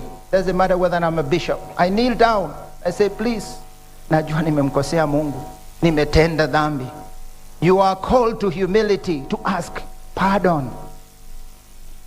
Dear leaders, the good fight is a fight of reconciliation, of asking forgiveness, of acceptance. The good fight is a fight to care for the lowly. It is not the rowdy and meaningless chanting against one another. This is what our Father would ask us. And will only be worthy children, worthy grandchildren, if at least we listen to his voice. It's the voice of God speaking in this great man who lies with his life. As we bury this great leader, we must bury the hatchet. With my neighbor, with my friend, with my priest who I may have had issues, with the neighbor whose chicken came into my farm, with the other neighbor who has moved the fence to encroach on my land, to whoever, I must say, I must find a meaningful solution. Like a good family, we gather around this father that has resolved to live up to his legacy of no enemies, deep respect for one another, and simplicity and humility. I have kept the faith. Faith is not just saying you believe in God and appearing in church once in a while, or making the sign of the cross for us. It's our entire personality. Faith must be a faith of day and a faith at night, a faith in public and a faith in private. And one characteristic we can highlight of our dear father, President Mwai Kibaki, is humility in spite of his great intellectual stature. He was simple. He never sought to display his power. He was close to the ordinary person. And today he's giving us a lesson, a great lesson, in his desire to be buried in simplicity. No show, no opulence, just plain simple. Dear family of our dear Father, thank you, because this is an example this nation badly needs. Thank you for keeping such a great father of us all well, even in his old age. You've shown us our elders are worth 1,000 times, no matter what effort. Thank you. And today, as a family, give us yet another lesson, never to forget. I remember him coming to the Cathedral of Nyeri, I think it must be 2017 or 2018, with a family. And there he was, as he normally did, on that first row. And he was already elderly, and we sent a message through his secretary, he's Mzee, tell Mzee he doesn't have to kneel. No, sasa, it's okay. But he insisted on kneeling. He insisted. There was no way. And he struggled. And we, even up there, we were always looking with the eye, the corner of the eye. Mzee, kama yuko sawa. But he was okay. Humility. Yes, for God, nothing was humiliating for him. Now that was faith in action. Not two faces, but one. Any leaders, forgive me for this one. Forgive me for this one. I already say, many leaders come to our churches to converse with their phones. They come, with their phones, out, in. They even have very, very lively conversations in our churches. We see it. And I say, it's not me to tell you, but Mzee, when he came there, that's it. Nothing, no messages. He told the messages as he leaves. This is respect to God. Great respect of the sacred spaces. He never asked to speak.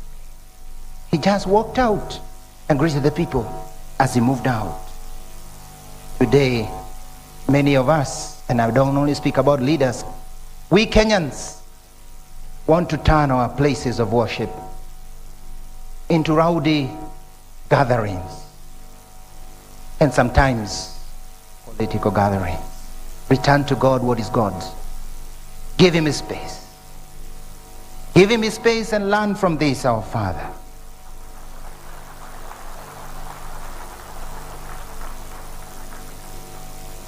His words would be, Kenya needs us. Kenya needs me. Kenya needs you. Society needs us. God has granted you great talents. God wants you to build something good, but in a different way. Needs us. God needs us authentically Christian, authentically godly, authentically patriotic. Not us, not me, not my political career, not my popularity, not my stomach, but others, the poor, the hungry, the homeless, the orphan, the elderly, the mentally ill. We recall how much Mama Lucy also had that touch for those who are sick, who are suffering. What I do for this, how I serve them. And I recall, especially away from cameras. Away from cameras. The cameras have increased, and therefore we seek them. Eyes of God. Let's build a godly Kenya. My dear people of God, Kenyans, we pray for our Father that God may have mercy on him, but we also see how much he did. How much he did especially to the ordinary. Tumuombe kwa roho yetu yote, lakini tumsifu kwa yale ametuonyesha kwa uongozi bora na tena kwa kujitolea, kwa kuwa akitafuta kawaida kutumikia watu, sio yeye lakini utumishi. Asante sana baba yetu, asante, tutakukumbuka, lakini tusaidie ili urithi wako wa uongozi ambao ni shupavu usiojitafuta uweze kuonekana kati ya viongozi na hata vizazi vijazo. One final thing that I'm sure he would ask us. That God wants to reign in our mouths. God wants to reign in our mouths. He never said a remark against his competitor. He always joked, but he was respectful. We need a special sanitizer to disinfect our toxic mouths. Not our hands, but our mouths. COVID is on its way out, but there is a new mouth COVID. Sanitize our mouths, our hands also. COVID is not yet gone, but more our mouths. Let's get the toothpaste sanitizer. That's how we'll keep the faith. This, I'm sure, Mzee. If I misplace his words, Mzee, forgive me.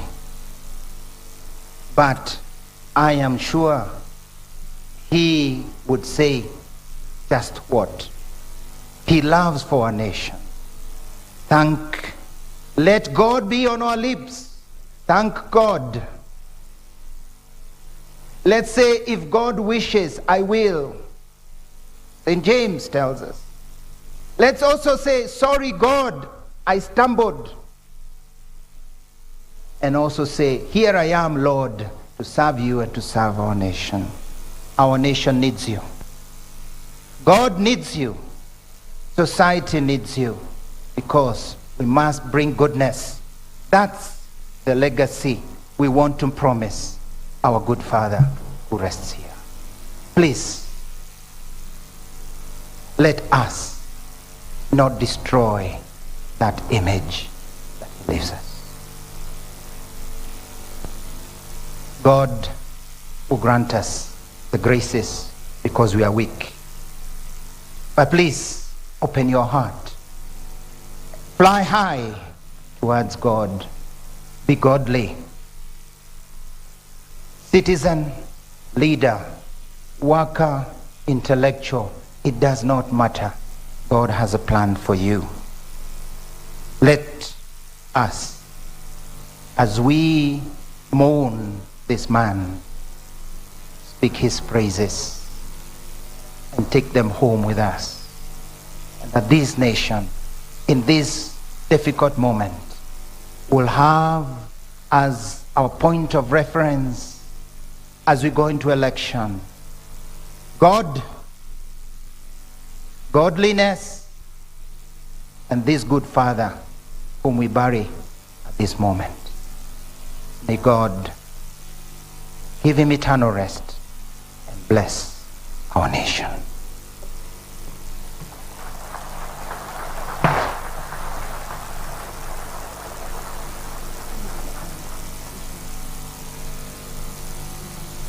Tuweze kupata kimya kifupi, tutafakari maneno tuliyoyasikia.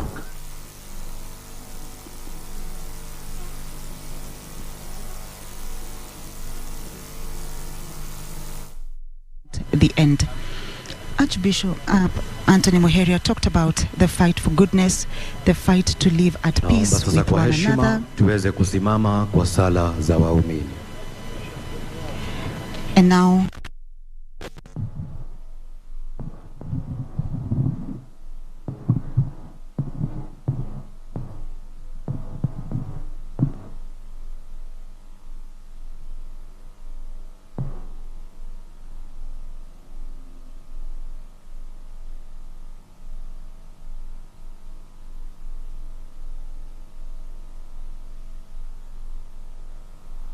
tumuombe Kwa dhati Mungu Baba Mwenyezi ambaye alimfufua Kristo mwana wake toka wafu kwa ajili ya wokovu wa wazima na wafu.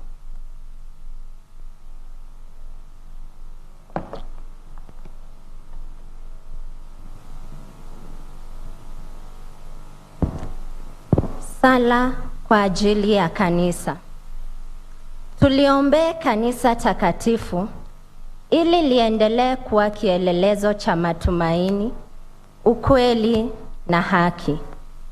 Tuliombee ili liweze kutekeleza majukumu yake ya kinabii, kifalme na kikuhani kwa ujasiri. Bwana utusikie.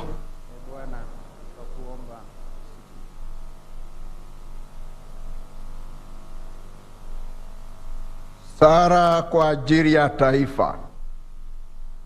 Tumuombe Mungu kwa unyenyekevu ili auelekeze uso wake wa rehema juu ya nchi yetu ya Kenya.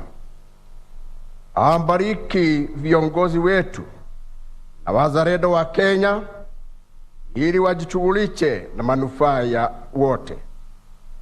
Tumuulize Mungu pia atakaze kwa njia ya pekee hasa wakati huu wa kujiandaa kwa uchaguzi wa kitaifa, ili upendo, amani na haki vidumishwe na vitawale.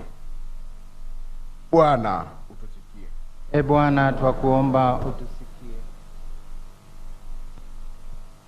Sala kwa ajili ya familia. Tuiombee familia ya marehemu Rais mstaafu Emilio Mwai Kibaki, ili Bwana wetu ambaye ni chanzo cha utulivu na faraja awajalie amani rohoni wakati huu wa majonzi. Bwana utusikie.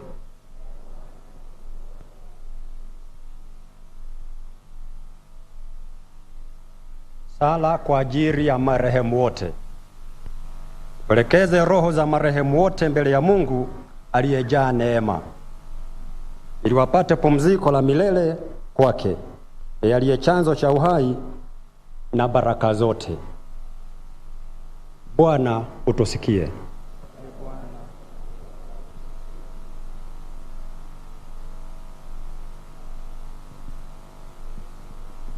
Bwana, tunakuomba dua na maombi yetu yawasaidie watumishi wako marehemu, na sana sana baba yetu Rais Mwai Kibaki, ili wafutie dhambi zao zote na washirikishe ukombozi wako kwa njia ya Kristo Bwana wetu.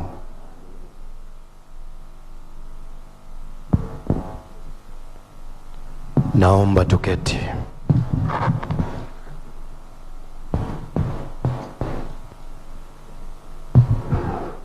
Ni wakati wa matoleo, na katika ibada ya leo tutakuwa tuna matoleo ya mkate na divai, na kwa hivyo ni vyema tujue ya kwamba sisi wote tuliopo hapa hatutakuwa na matoleo ya fedha za mifuko.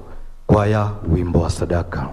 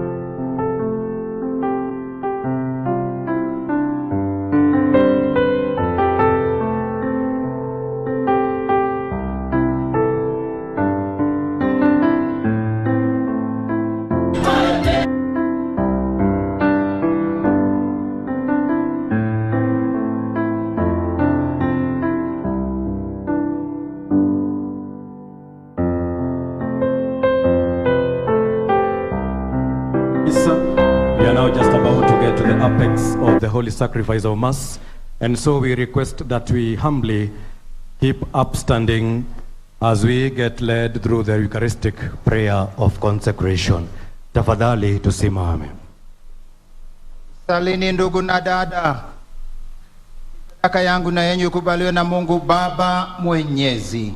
Bwana apokea sadaka mikononi mwako kwa sifa na utukufu wa jina lake, na pia kwa mafaa yetu sisi na mafaa ya kanisa lake lote takatifu. Bwana, uwe radhi kuvipokea vipaji vyetu, ili huyu mtumishi wako Emilio Mwai Kibaki, raisi na baba mpendwa, apokelewe katika utukufu pamoja na mwanao, ambaye kwa njia ya sakramenti yake kuu ya upendo wote wanaunganishwa naye, anayeishi na kutawala daima na milele. Bwana awe nanyi. Inueni mioyo. Tumshukuru Bwana Mungu wetu. Kweli ni vema na haki, tendo la kufaa na kuleta wokovu. Tukushukuru wewe daima na popote, Bwana Baba uliye mtakatifu, Mungu mwenyezi wa milele, kwa njia ya Kristo Bwana wetu. Yeye ndiye yule mmoja aliyepokea mauti ili sisi sote tusije tukafa, ila mmoja tu alikubali kufa kusudi sote tupate kuishi kwa ajili yako milele. Kwa hiyo pamoja na malaika wa mbinguni tunakusifu tukiungama kwa furaha.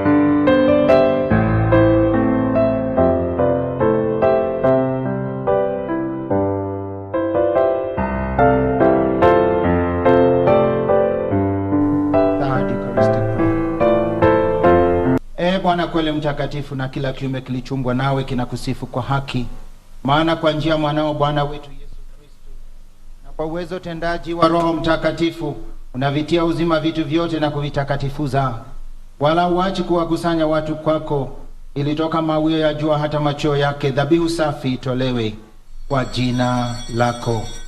Basi Bwana, tunakusihi kwa unyenyekevu vipaji hivi ambavyo tumekutolea, ili uvitakase, upende kuvitakatifuza kwa Roho huyo huyo, ili viwe mwili na damu ya mwanao Bwana wetu Yesu Kristo, aliyetuamuru tuadhimishe mafumbo haya.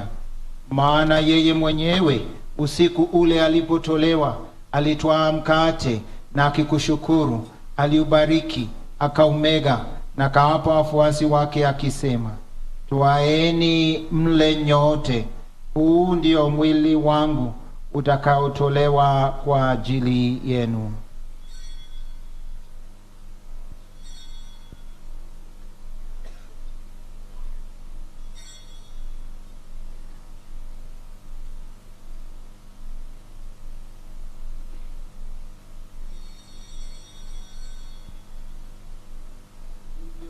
Hivyo baada ya kula, akitwaa kikombe na kukushukuru, alikibariki na akawape wafuasi wake akisema, twaeni mnywe nyote, hiki ndicho kikombe cha damu yangu, damu ya agano jipya na la milele, itakayomwagika kwa ajili yenu na kwa ajili ya wengi kwa maondoleo ya dhambi. Fanyeni hivi kwa ukumbusho wangu.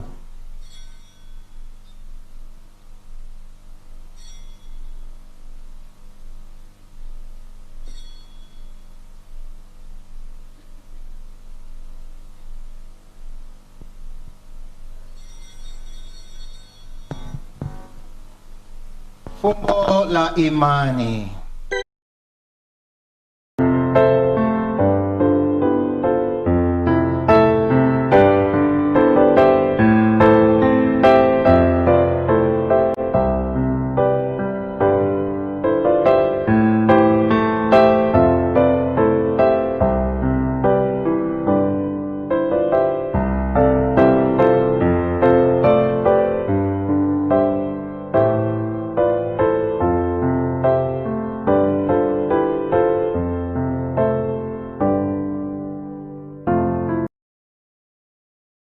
Pamoja na ufufuko wake wa ajabu na kupaa kwake mbinguni, na tunapoutazamia ujio wake wa pili, tunakutolea kwa shukrani sadaka hii iliyo hai na takatifu, na kuomba uyaangalie matoleo ya kanisa yako, na kwa kutambua yeye aliye kafara, ambaye ulitaka kutulizwa na sadaka ya kifo chake, tujalie sisi tunaotiwa nguvu kwa mwili na damu ya mwanao na kujazwa Roho wake Mtakatifu, tupate kuwa mwili moja na roho moja katika Kristo.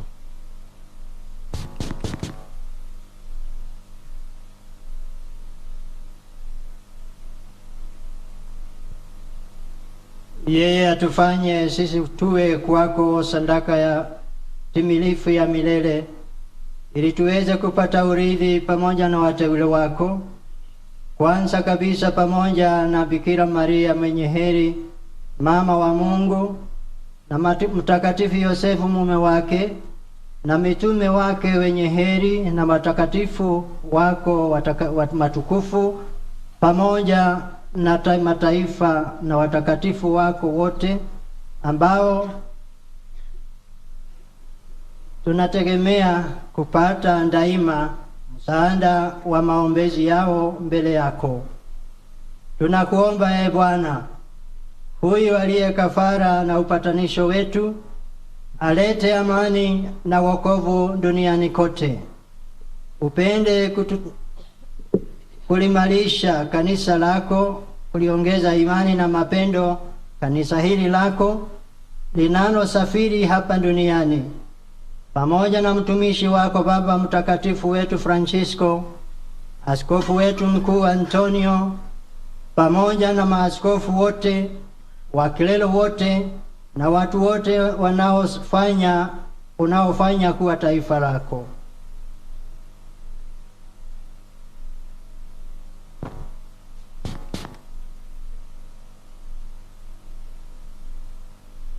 Umkumbuke mtumishi wako baba yetu Rais Mwai Kibaki, uliyemwita kwako kutoka dunia hii. Mjalie kwamba yeye ambaye alishirikishwa kifo cha mwanao kwa ubatizo, hali kadhalika ashiriki ufufuko wake, siku ambayo atawafufua wafu katika miili yao kutoka ardhini. Hapo ataufananisha mwili wa unyonge wetu na mwili wa utukufu wake. Pia wapokee kwa wema katika ufalme wako ndugu zetu marehemu na wote walioaga dunia wakiwa wamekupendeza. Nasi tunatumaini kufika katika ufalme huo, ili pamoja tushibishwe milele kwa utukufu wako.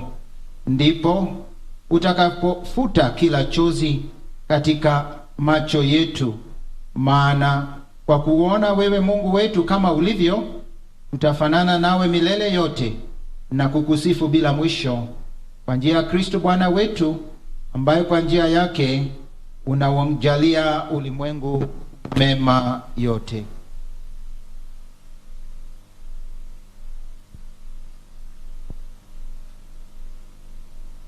kwa njia yake na pamoja naye na ndani yake, wewe Mungu Baba Mwenyezi, katika umoja wa Roho Mtakatifu, unapata heshima na utukufu wote milele.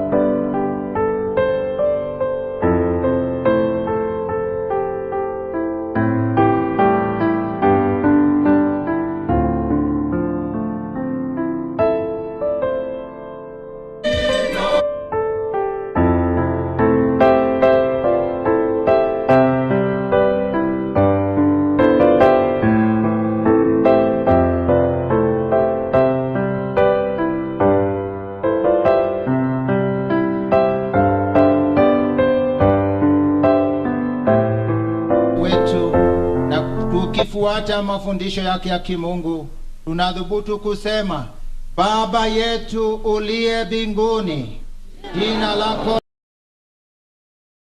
litukuzwe, ufalme wako ufike, utakalo lifanyike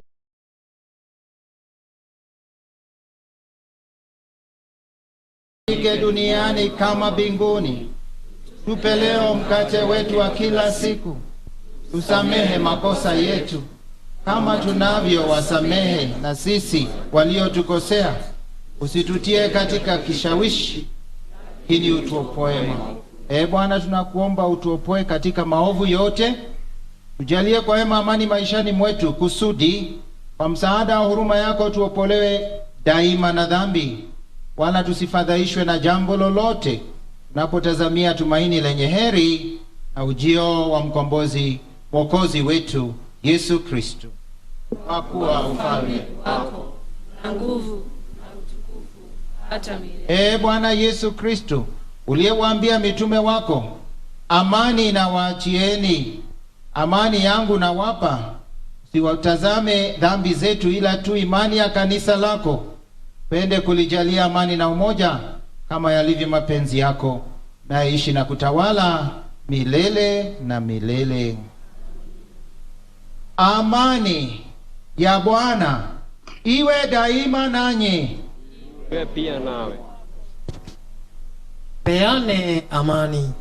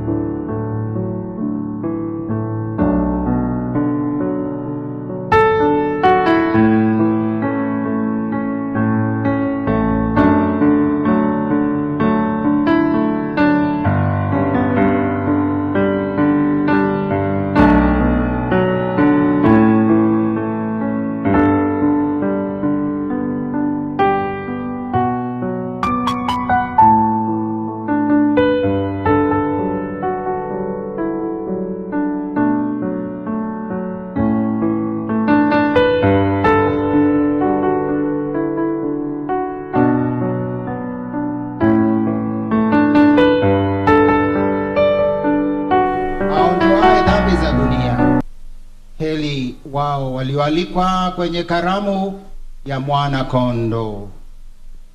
Bwana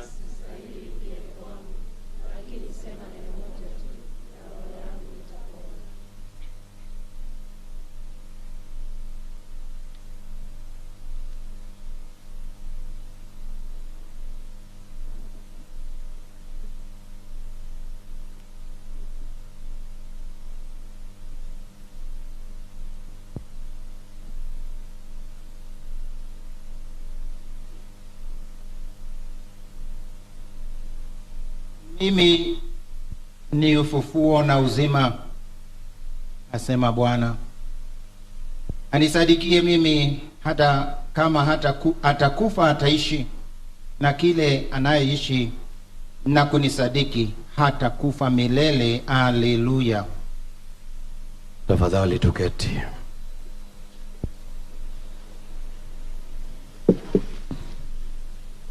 Ni wakati wa kupokea Ekaristi Takatifu, na watakaopokea ni Wakristo wa Katoliki pekee ambao wameruhusiwa na ambao wamejiandaa. Kwaya, wimbo wa komunyo.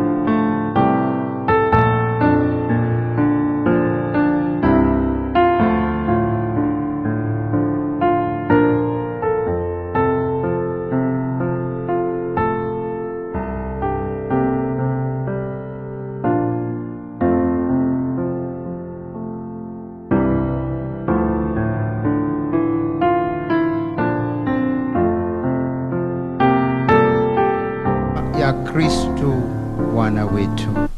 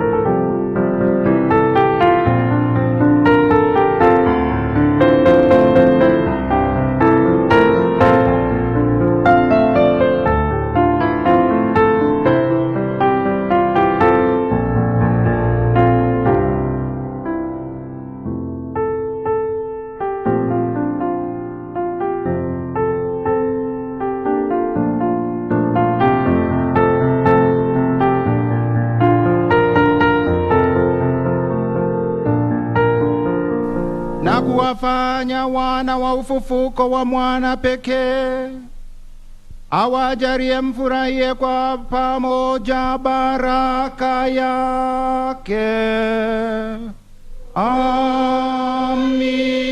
Amina. Naye aliyewajalia zawadi ya uhuru wa kudumu, awafanye mashiriki wa urithi wa uzima wa milele kwa kazi yake ya ukombozi.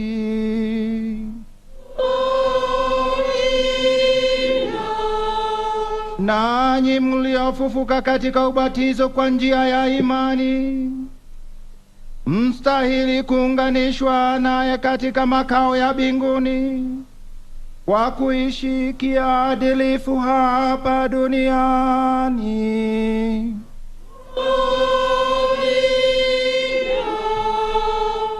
Na baraka za Mungu Mwenyezi, Baba na Mwana na Roho Mtakatifu ziwashukie na kukaa nanyi daima.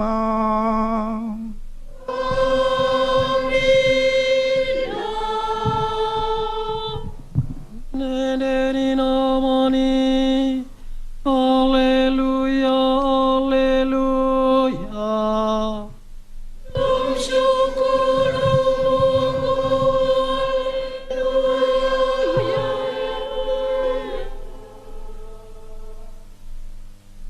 Wimbo kwaya.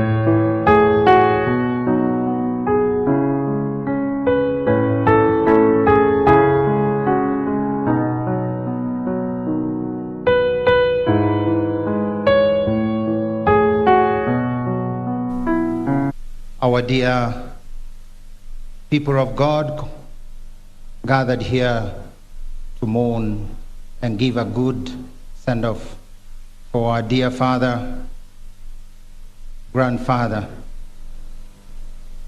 great-grandfather, and mentor president of our country, Kenya. We want to acknowledge all the people here present, and allow me yet again to convey this kind request that from the family and from the wish of His Excellency President Mwai Kibaki, and in his honor, that we will not have political speeches. It is something that we admire this great man and statesman, and therefore all of us who mourn, and yet we have our own desires to express our relation, great admiration for our president. Let us be really satisfied with a good prayer wherever you are, and giving this great man the respect and honor he deserves. Having said that, allow me to, within this spirit of prayer, we will say the last prayer, which will be led by our Bishop Philip Solometi of commendation. But before then, it's only fair that we give a few moments to the tributes for the family, and also from a few of us. Before that moment, let us invite the persons reading the eulogy to come and read the eulogy of our dear President Mwai Kibaki, so that we can all feel with his life and unite ourselves to pray for him.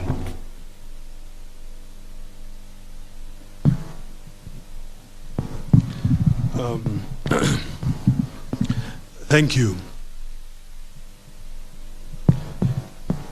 Your Excellency, the President of the Republic of Kenya, Uhuru Muigai Kenyatta, First Lady, Margaret Kenyatta, Your Excellencies, the Deputy President and the Second Prime Minister of the Republic, my Lord Bishops, colleague governors, family and friends, ladies and gentlemen.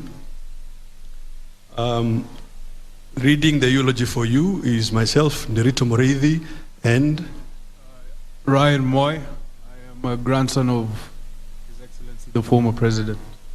Or as he's more popularly known in the family, Big Moi.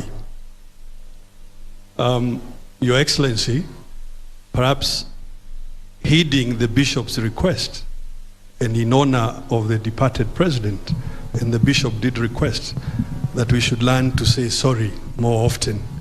May I just request, please, turn to the person sitting next to you and say sorry.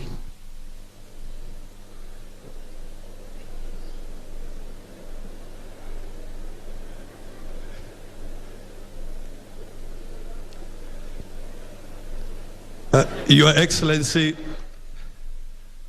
and the congregation, we thank you. So here it goes. Leo Tolstoy once said that there is no greatness where there is no simplicity, goodness, and truth. And here, therefore, is the life and times of His Excellency Mwai Kibaki, CGH, third President of Kenya.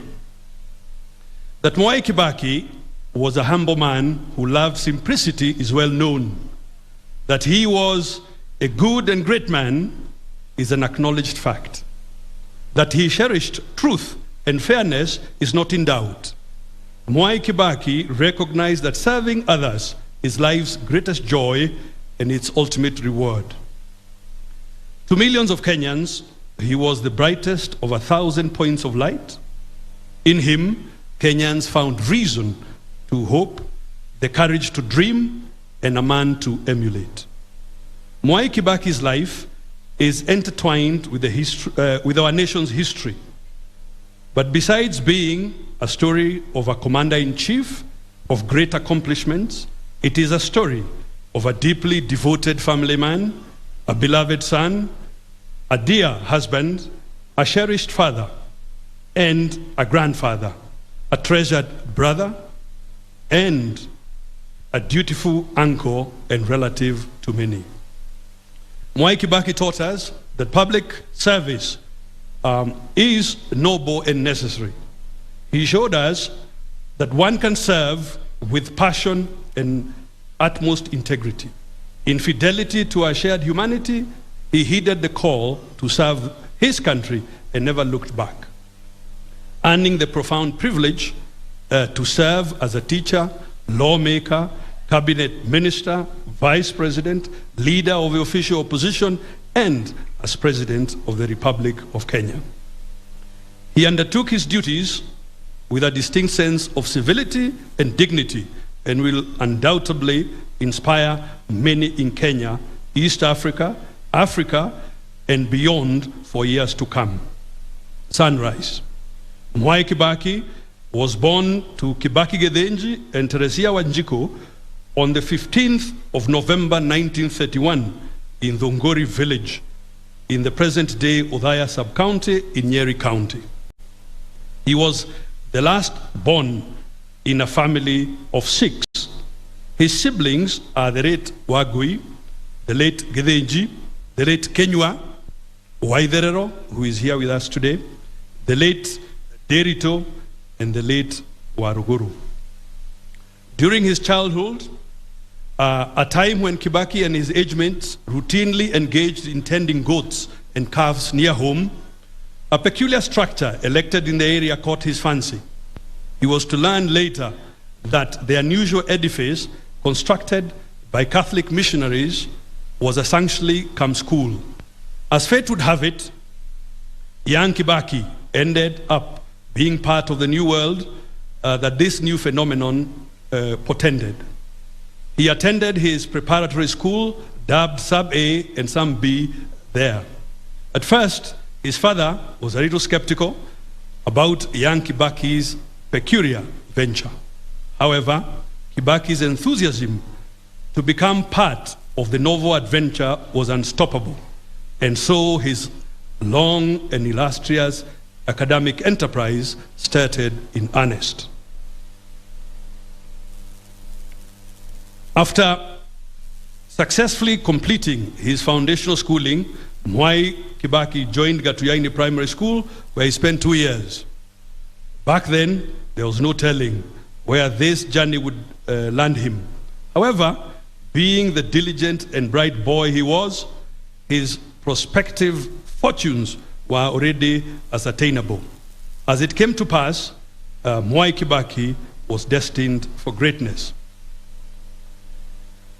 Those who knew Mwai Kibaki from his childhood days through his time at Makerere University speak of a man who, right from the start, knew what he wanted to become and the path he wanted to follow to achieve it. Nothing, it would seem, was coincidental or fortuitous about his life. Everything seemed aligned to purposefulness. Kibaki later joined the Holy Ghost Catholic Missionaries Karima Mission School, which is today Karima Primary School, for another 3 years. From there, he went to Madari School, later named Nyeri High School, before joining the Mangu High School, discovering Yonda. It was at Mangu High School that greatly transformed Kibaki's life. Started by Catholic priests, Mangu High School became the melting pot in which some of the best brains in the country were chaperoned into greatness. The founders of Mangu High School were keen on establishing an institution firmly anchored in the Catholic faith and fully committed to the pursuit of academic excellence. After excelling at Mangu High School, Kibaki joined Makerere University College in Uganda to pursue a Bachelor of Arts degree in economics, history, and political science. He emerged as one of the best students in the Faculty of Arts in 1955, attaining a first-class honors degree. After graduation, Kibaki was employed at Shell Uganda as an assistant sales manager. He resigned when he secured a scholarship to study for a Bachelor of Science in Political Science, in Public Finance, sorry. I repeat. He resigned when he secured a scholarship to study for a Bachelor of Science in Public Finance at the prestigious London School of Economics and Political Science, LSE.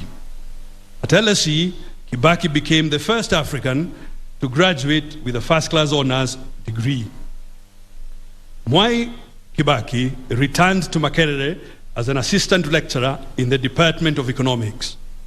The university would, years later, in 2012, bestow upon him an honorary Doctor of Laws degree as a testament to his distinguished and outstanding contribution to public service at the national, regional, and international levels. The tree and its branches.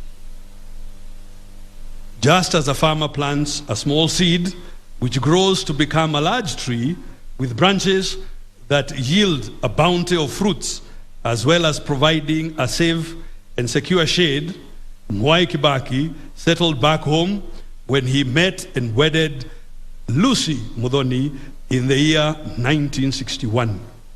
Their union bore them one daughter and three sons, Judy Wanjiko, Jimmy Kibaki, David Kagai, and Tony Githenji. Today, the home is also filled with 7 grandchildren, being Joy Marie, Ryan Mwai, Christina Muthoni, George Mwai, Jeremy Mwai, Anna Lisa Muthoni, and Leah Rose Muthoni. Political inclination. Makerere was where Mwai Kibaki launched his political career. He was elected chairman of the Kenya Students Association as well as vice chairman of Makerere Students Guild during a watershed moment marked by heightened political consciousness right across East Africa. This was a time when the agitation to end colonial domination in Africa was at its peak. Kibaki seized that moment and distinguished himself as a champion of emancipation of the African. Mwai Kibaki's career as a lecturer lasted between 1958 and 1961, after which he resigned to become the first executive officer of Kenya's independence party, the Kenya African National Union, KANU. Mwai Kibaki put his best foot forward to strengthen KANU for victory in the 1961 elections. KANU garnered 19 out of 33 elected seats in the House of Representatives. Mwai Kibaki himself was elected Member of Parliament for Donholm in 1963 and appointed Parliamentary Secretary to the National Treasury. He continued to hold his position as KANU's executive officer and gained immense respect across the board, much to the chagrin of his adversaries. Also notable is that Mwai Kibaki was a key architect, together with the late Tom Mboya, of the acclaimed sessional paper number 10 of 1965, titled African Socialism and its Application to Planning in Kenya. Ladies and gentlemen, I want now to ask Big Mwai to proceed. Joining the cabinet, Mwai Kibaki became a full cabinet minister on May 3rd, 1966, when he was appointed Minister for Commerce and Industry. He would 3 years later be appointed to serve his nation as a Minister for Finance. During his tenure at the National Treasury,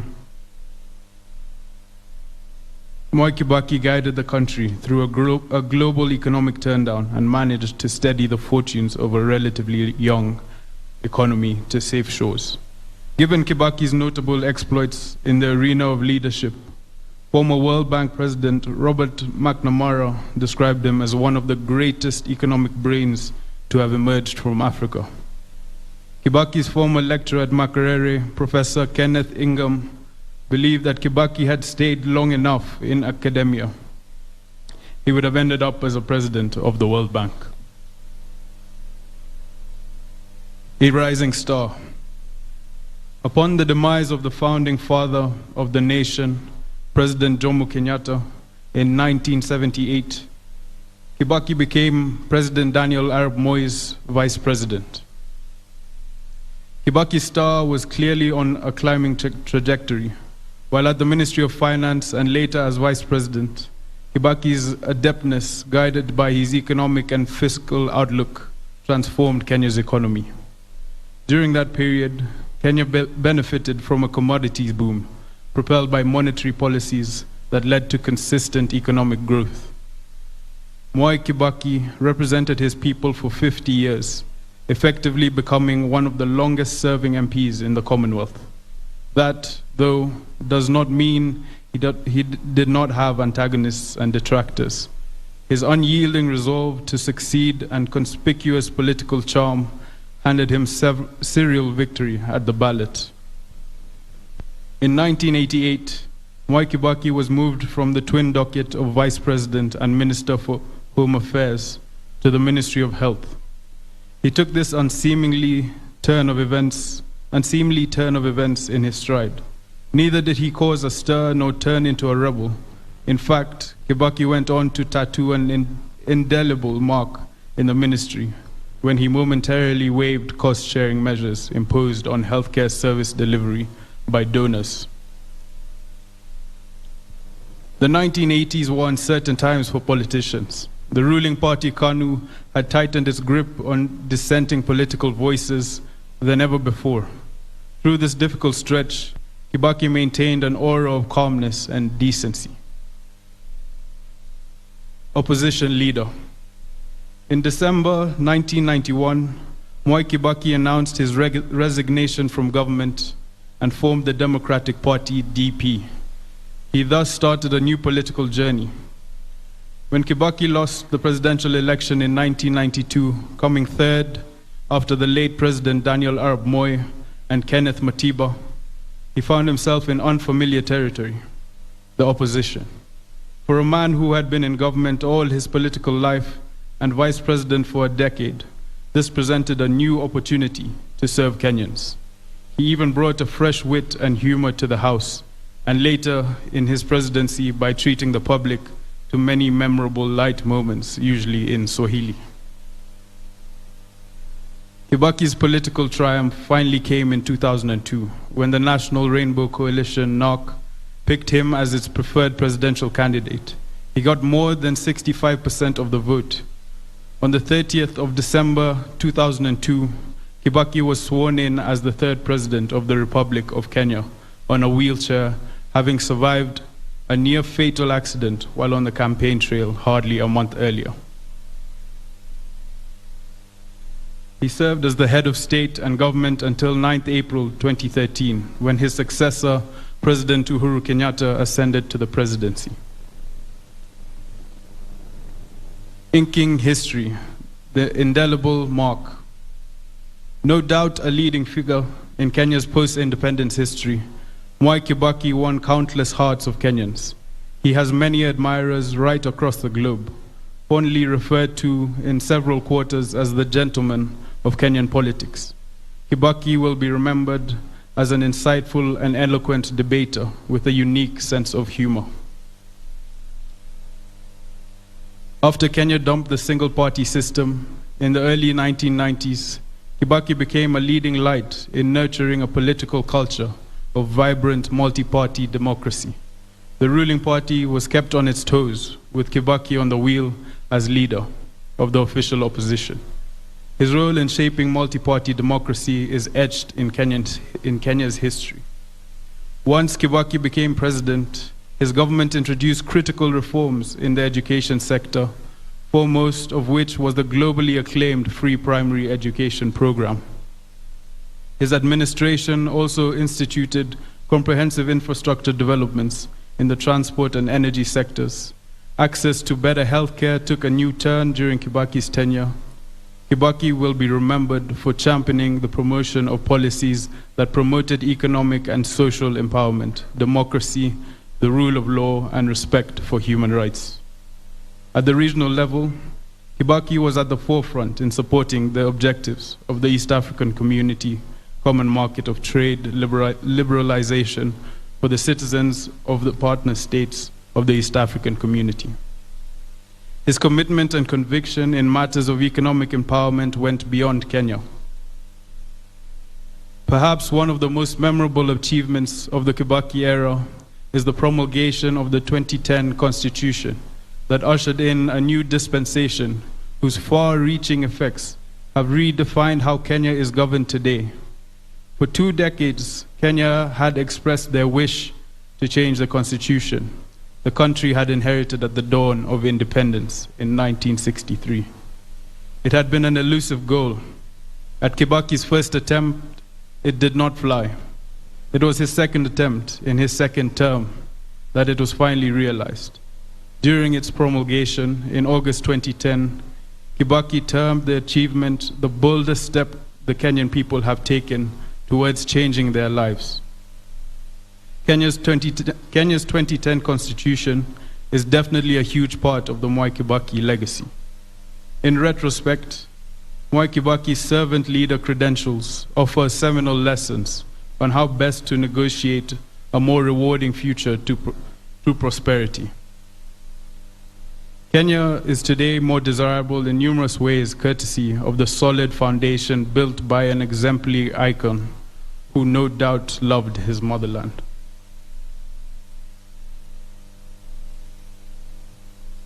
Fare thee well. In victory, he was gracious and magnanimous, and a magnanimous winner who brought unity. When he lost, he accepted the outcome with dignity and strove to come back better.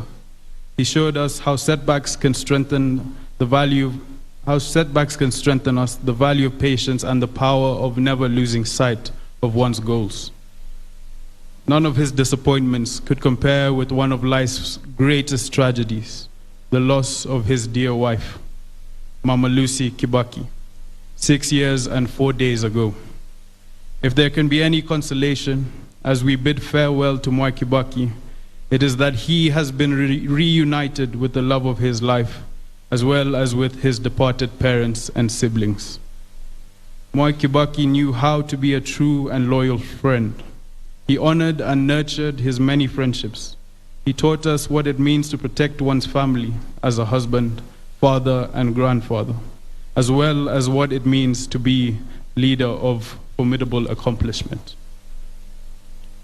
We honor and rejoice in the lifelong companionship he enjoyed with his now departed wife, Her Excellency Mrs. Lucy Kibaki, and his love for his immediate and extended family.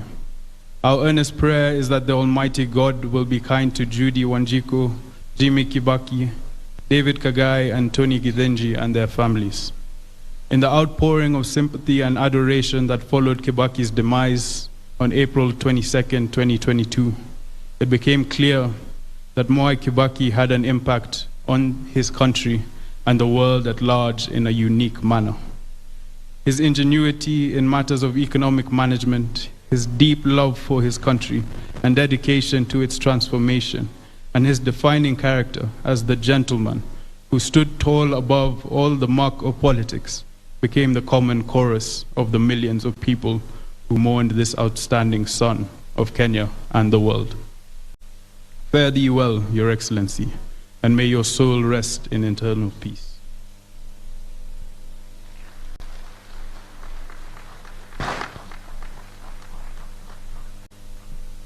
Allow me to make an unusual request. Kindly, would we be upstanding after the eulogy of this great statesman? And kindly, can we applaud him so that we can usher him in this way into heaven, and all of us have a participation in the eulogy.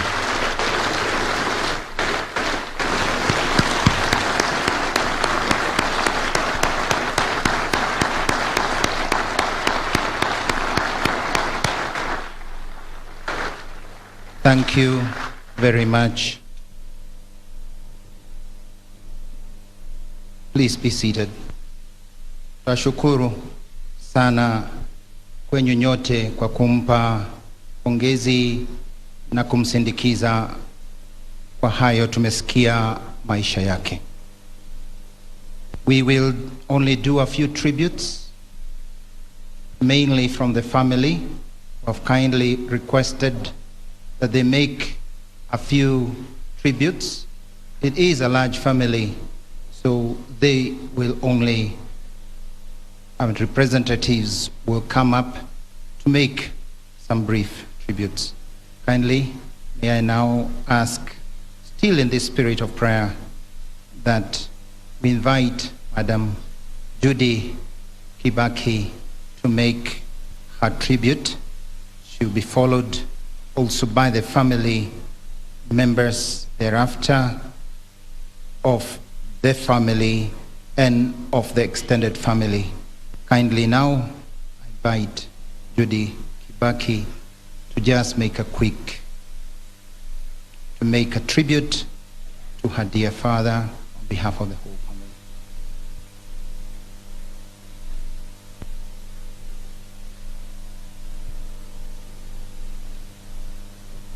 Let us welcome her also with at least an applause.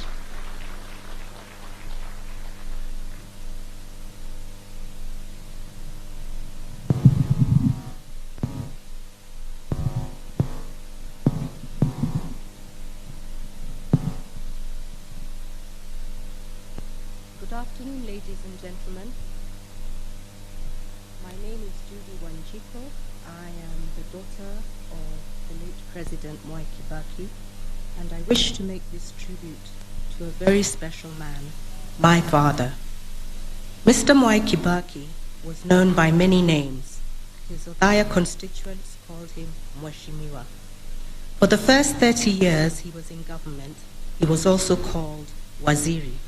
At some point during that period, he was also called Vice President Mwai Kibaki. Then in 1993, the media started referring to him as Opposition Leader Mwai Kibaki. This title lasted 10 years. Then he was sworn in as president in December 2002. And everybody started referring to him as Your Excellency, the President of the Republic of Kenya. Through his journeys of transformation from Mheshimiwa to His Excellency the President, Mwai Kibaki remained just dad to me and my 3 brothers. He did everything a dad is supposed to do. He drove me to school when he did not have important early morning appointments. He attended the parents-teachers meetings when they were convened and listened keenly to what the teachers had to say about my progress, or rather lack of it, much to his consternation. He seemed to be more appraised about my diligence in making numerous friends, but not in scoring A's. He took all this in his stride, just as he did so many other things in his life. Many people have referred to my dad as their mentor. Mwai Kibaki was my mentor too. He mentored me on so many aspects of my life. Patience was one value I learned from him. He taught me that nothing good comes instantly. You must work hard at it. He said, stay focused. He often said, And those who chose to listen to his wise counsel, me included, managed to navigate the challenges that life presents. We shared Dad not just with his constituents here in Othaya, but with the rest of Kenya and in fact the whole world. People often wondered how such a high-ranking leader could have time for his family. Dad had plenty of time for me and my siblings. He blocked off his diary when we were on school vacations and took time to be with us. When our birthdays rolled around, he hosted our friends in the garden of his home for our birthday parties. Ever the jovial personality that he was, he would invite my friends' parents to stay on and be part of the celebration. They all knew Dad and his kind hospitality. By being present on our special days, and as much as possible when time allowed, he remained part and parcel of my life. He found time to fly to the United States to attend my university graduation, which was on a Sunday. He flew out of the US the same night, was back in Nairobi on Monday night, and was able to participate in his then political party's election on Wednesday morning. It was a KANU election at that time. It was a balancing act all his life, and he managed it well. You gave me sufficient time, Dad. Dad gave me time, so I also dedicated a lot of time to him too. Just as he supported me through my formative years when I was through with education, I spent a considerable amount of time supporting him in the development of his assets, something which I enjoy doing even today. This has been a lesson on give and take. One of those investments was his political career. I can honestly say that Dad's political victories were hard-won battles. I was in the thick of his 4 presidential campaigns. They were not easy, but my siblings and I came to know many people and we made many friends. These were true lessons on resilience. Dad's public life was his. He did not drag me into his public rallies and harambes. It was voluntary. Dad was a Democrat even in his own home. He knew I had other interests I wished to pursue, and he encouraged me to do so. He did not want to make me into a replica of himself. No. Dad wanted me to grow into a well-educated, focused individual with a strong character and a unique, defined personality. This is what he dreamt and hoped for every Kenyan. So he worked at it all his life because he sincerely believed that a nation of well-developed individuals would surely prosper to great heights. This was Dad's vision. My father was a great man, yes. He also had fine human qualities. He was kind and very generous. He dedicated his life to the service of Kenya. He served Kenyans with humbleness and humility. He participated in 10 general elections over a span of 50 years. Each time, going back to request his constituents to re-elect him as Member of Parliament to enable him to continue serving them. Each time, they did re-elect Dad because they believed him and he lived up to his promises. I can say there are many lessons that can be learned from my dad's life. One of the more important ones is that victory can be gained peacefully. Dad was peaceful at home and in his work. Your work has been diligently done, Dad. You carried yourself with so much dignity. I am at peace. Rest in peace, Dad. I will always love you.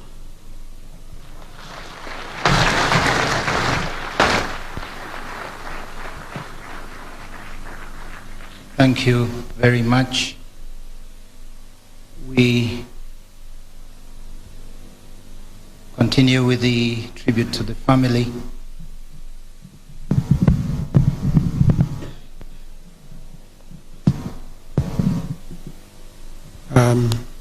Your Excellency the President, Your Excellency First Lady Margaret Kenyatta, Your Excellency the Deputy President, Your Excellency Mrs. Rachel Ruto, the Right Honorable former Prime Minister Raila Odinga, and Mrs. Ida Odinga, ladies and gentlemen, before I give my tribute, I just want to call Mr. Jimmy Cairo. I know I'm breaking protocol, but Your Excellency, please indulge me. There's a reason why I'm calling here. Jimmy, are you around?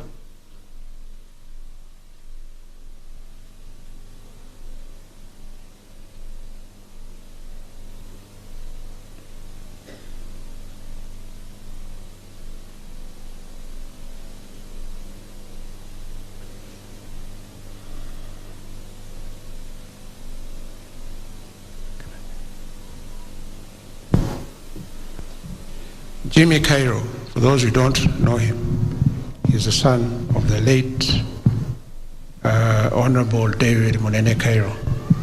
And I'm sure many of you know, the relationship between his father, his late father, and now my late father. It was one of those great friendships. His father was a very close friend of my father, and my mother actually. I don't know which was the greater friendship, between your father and my father, or my father and your mother, but they were very close friends. Indeed, the first time I ever saw my father shed a tear was at your father's funeral. David, in honor of that friendship, David had requested me if he could read a tribute. And here he is. Go ahead. Thank you very much, Jimmy. Your Excellency the President, First Lady, Deputy President, Right Honorable Raila Amolo Odinga and your family, and to the family of our friend, Honorable Mwai Kibaki, His Excellency. Mine is just a short tribute, and Jimmy, thank you very much for yielding your time. A tribute for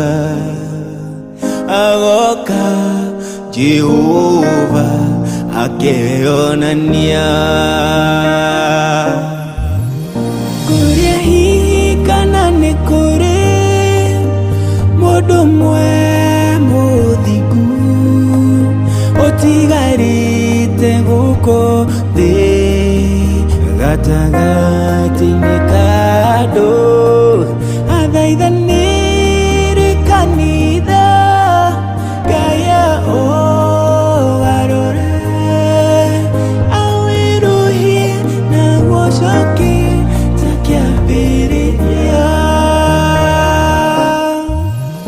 kanitha wa ihinda rĩrĩ ũrĩte njĩra-inĩ ya ma wikaga torĩa ũkwenda rũtigĩrĩte Ngai na rĩkorwo twamenya ũrĩa Ngai e bata naguo